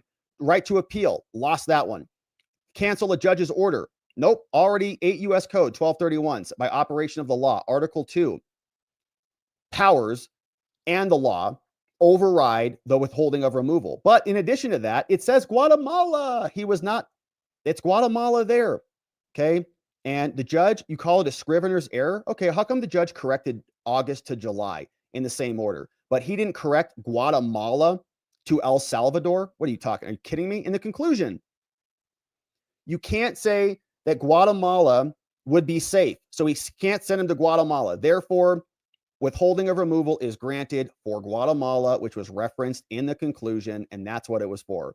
It wasn't a mistake. Their explanation is this is a mistake. This is a copy and paste error. It is not a copy and paste error. It is not a scrivener's error. It is logically necessary to reach that conclusion based on the logic earlier in the decision. And here's the poison pill attorney, Robert Cerna. I've already explained this like many times here, but we assembled all of it into one document saying he submitted a declaration. He was suspended. The same lawyer who made who made the poison pill, suspended April 7th, fired April 15th. All of the other responses, the judge copy and pasted something, right? Totally ridiculous. And what I think happened is he adopted the error in the Supreme Court. And there's everything here, right? Here's the whole Kilmar case. All the tats are covered up. Here's all of the actual documents. So if you want to, you can copy and paste and just send this to anybody who has questions about it. Here's the order of withholding. Here's the other, everything's here. This is all due process, and it walks you through it, right? Here's his gang interview sheet. These are the orders of protections that his wife filed against him. It's all documented right here. And even Stephen Miller explains it beautifully, right? He explains the administrative error hoax. It wasn't. That attorney was fired. And we saw him go. So this is where we keep a lot of it to help, people understand ultimately what happened. But this is the due process. This dude got plenty of due process. They want him to have even more due process than you. And here we go. I'm confused as to why you think justice screwed the pooch when Kilmar was processed twice through the EOIR. Done deal. And Zenas flubbed her order. So I think that personally, what I think happened is that the ACLU lawyers, who are hacks, in my opinion, who already called and threatened a judge in Texas, as we talked about here, Doan, as I know you know, I think that they took this order that is here and they submitted this page, okay? They submitted this page in their application for an injunction or a TRO, and they sent that to Zinus, and they said, see, withholding of removal is granted. And they just left out the detail about the country. And they said, he's in El Salvador. He had a withholding, it's granted. They didn't care about the country. The judge then just adopted that, and Guatemala never even came into the conversation. So, and the DOJ didn't catch it either because they didn't read the order. They just read the fine out, or maybe they read the order, but they didn't get it. It is a confusing order. It is a very strangely worded order because he talks about both countries, El Salvador and others, but you got to find a basis. The judge was finding, like the judge made Kilmar win, like was twisting himself into a pretzel to try to find a victory for Kilmar. And he found the only way he could save him was by finding his family was in Guatemala, and he can't ship him to Guatemala because they're still under attack because of the Papusa business. And it was a victory. At the time, AEA had not been invoked, so he was not removable based on this. But once the AEA came in and was overruled, 8 U.S. Code 1231, as you see here, and I forget exactly where it is, but yeah, here you go. In the government, limitations disregarding the designation, removal when at war, exception. Yeah, here, subparagraph A does not apply to an alien who's deportable under the Alien Enemies Act, right? Section 12. So this is Pam Bondi now. She, by operation of the law, gets to override the withholding of removal. And to be clear, the withholding of removal is issued by an immigration judge. Okay, so if you go down to the full order here, wherever I did with that, here, let me find it real quickly. Sorry about all the scrolling. The withholding of removal order is signed by an immigration judge. You can see it right there. In removal proceedings, is that the 10/10 date? No, it is. All of them are from the, so DOJ, Department of Justice, see that there, his withholding, DOJ, Executive Office of Immigration Review, the EOIR, all of it was done under Article 2 expediency because that's how immigration works. And when you go here and the DOJ or the Attorney General invokes the Alien Enemies Act, withholding does not apply when there are reasonable grounds to believe that the alien is in danger to the security of the United States. So my opinion would be, if I was running the DOJ case, they could have sent him to El Salvador too, or Guatemala. They could have sent him back to Guatemala if they wanted to, because his withholding of removal order is totally invalid. Now, why the DOJ didn't make those arguments, I don't know. I can't explain it, but I'm just showing you what the law says. And I honestly think it's bad lawyering. I just don't think that they caught it and they just ran with it.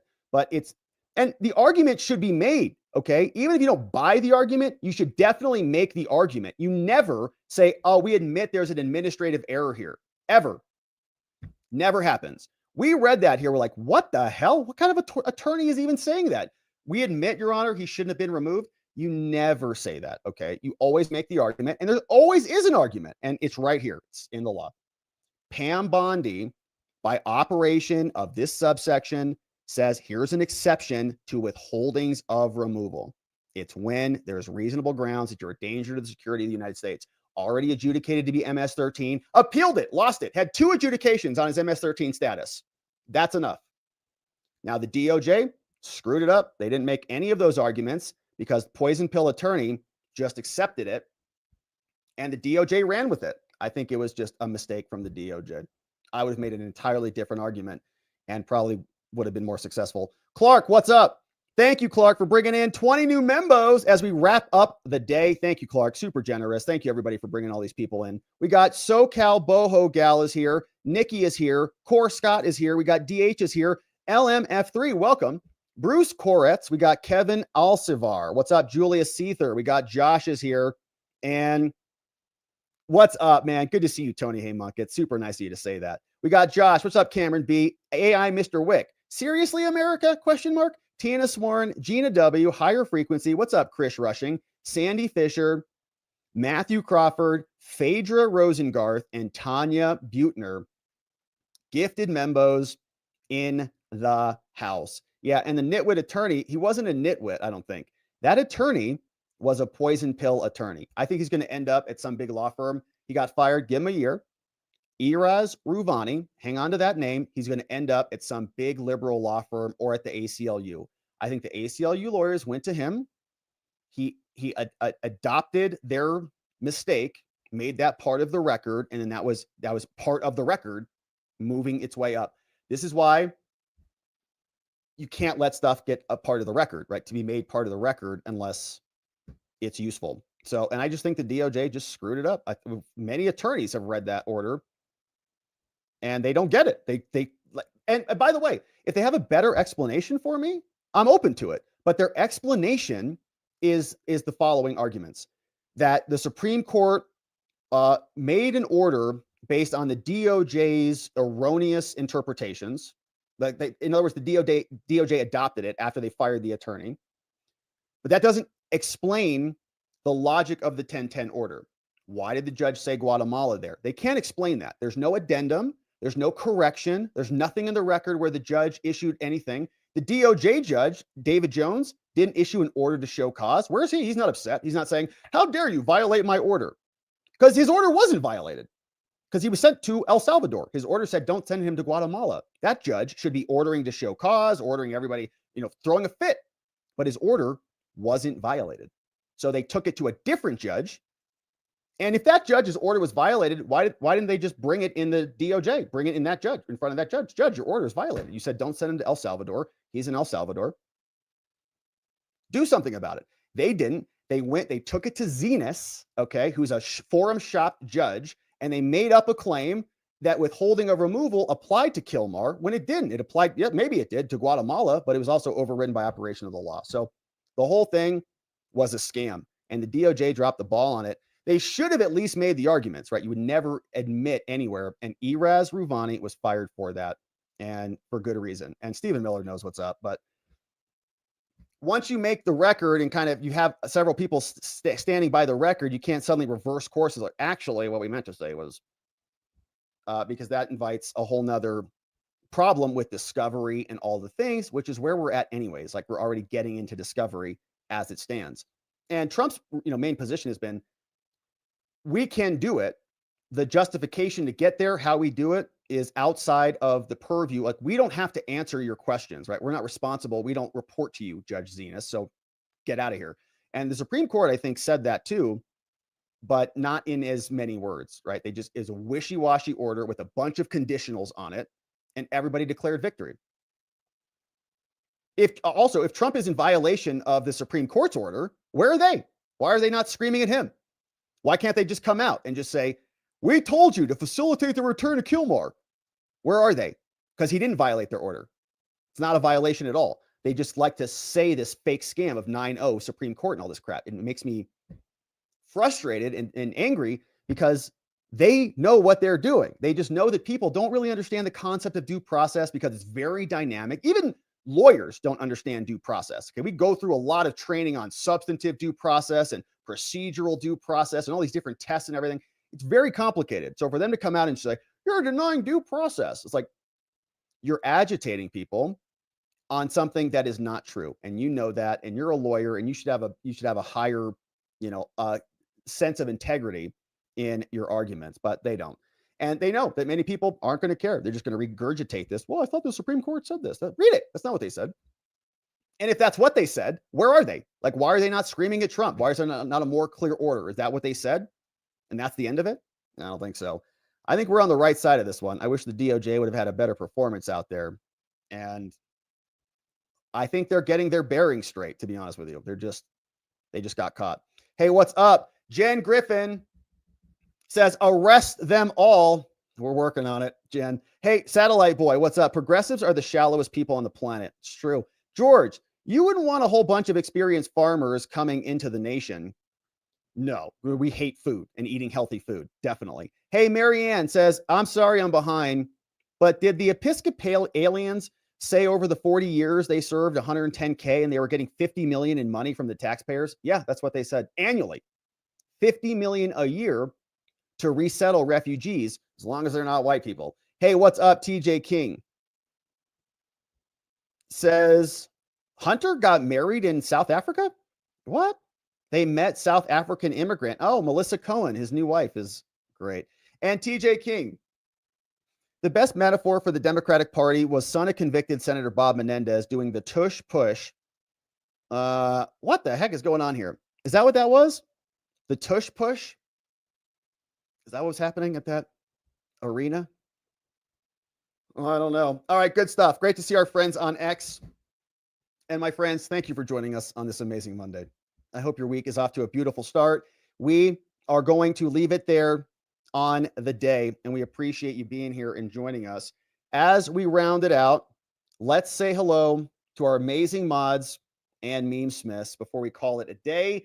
Big thanks go out to K-Bean, Donut Mind Me, Carrie B, Playing Hooky, Dog Digger, and Janik, modding the fort down for us, keeping things so nice and beautiful around here. Very grateful for everybody who is joining us today.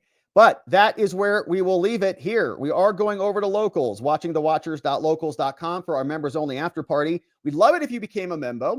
If you don't join on Locals, of course, join up on YouTube. We'll be back tomorrow. All members everywhere. Morning stream, 9 a.m. Arizona time, 12 noon Eastern, to see what the day has in store for us. And then, of course, we will be back here tomorrow. Same place, same time. We're going to get into it again. And in order to do it appropriately, we are going to need to see you right back here so that together, with your help, we can shine that big, beautiful spotlight of accountability and transparency down upon our system with the hope of finding justice. Make it a beautiful night, my friends, and an amazing week. I'll see you right back here tomorrow. Bye-bye.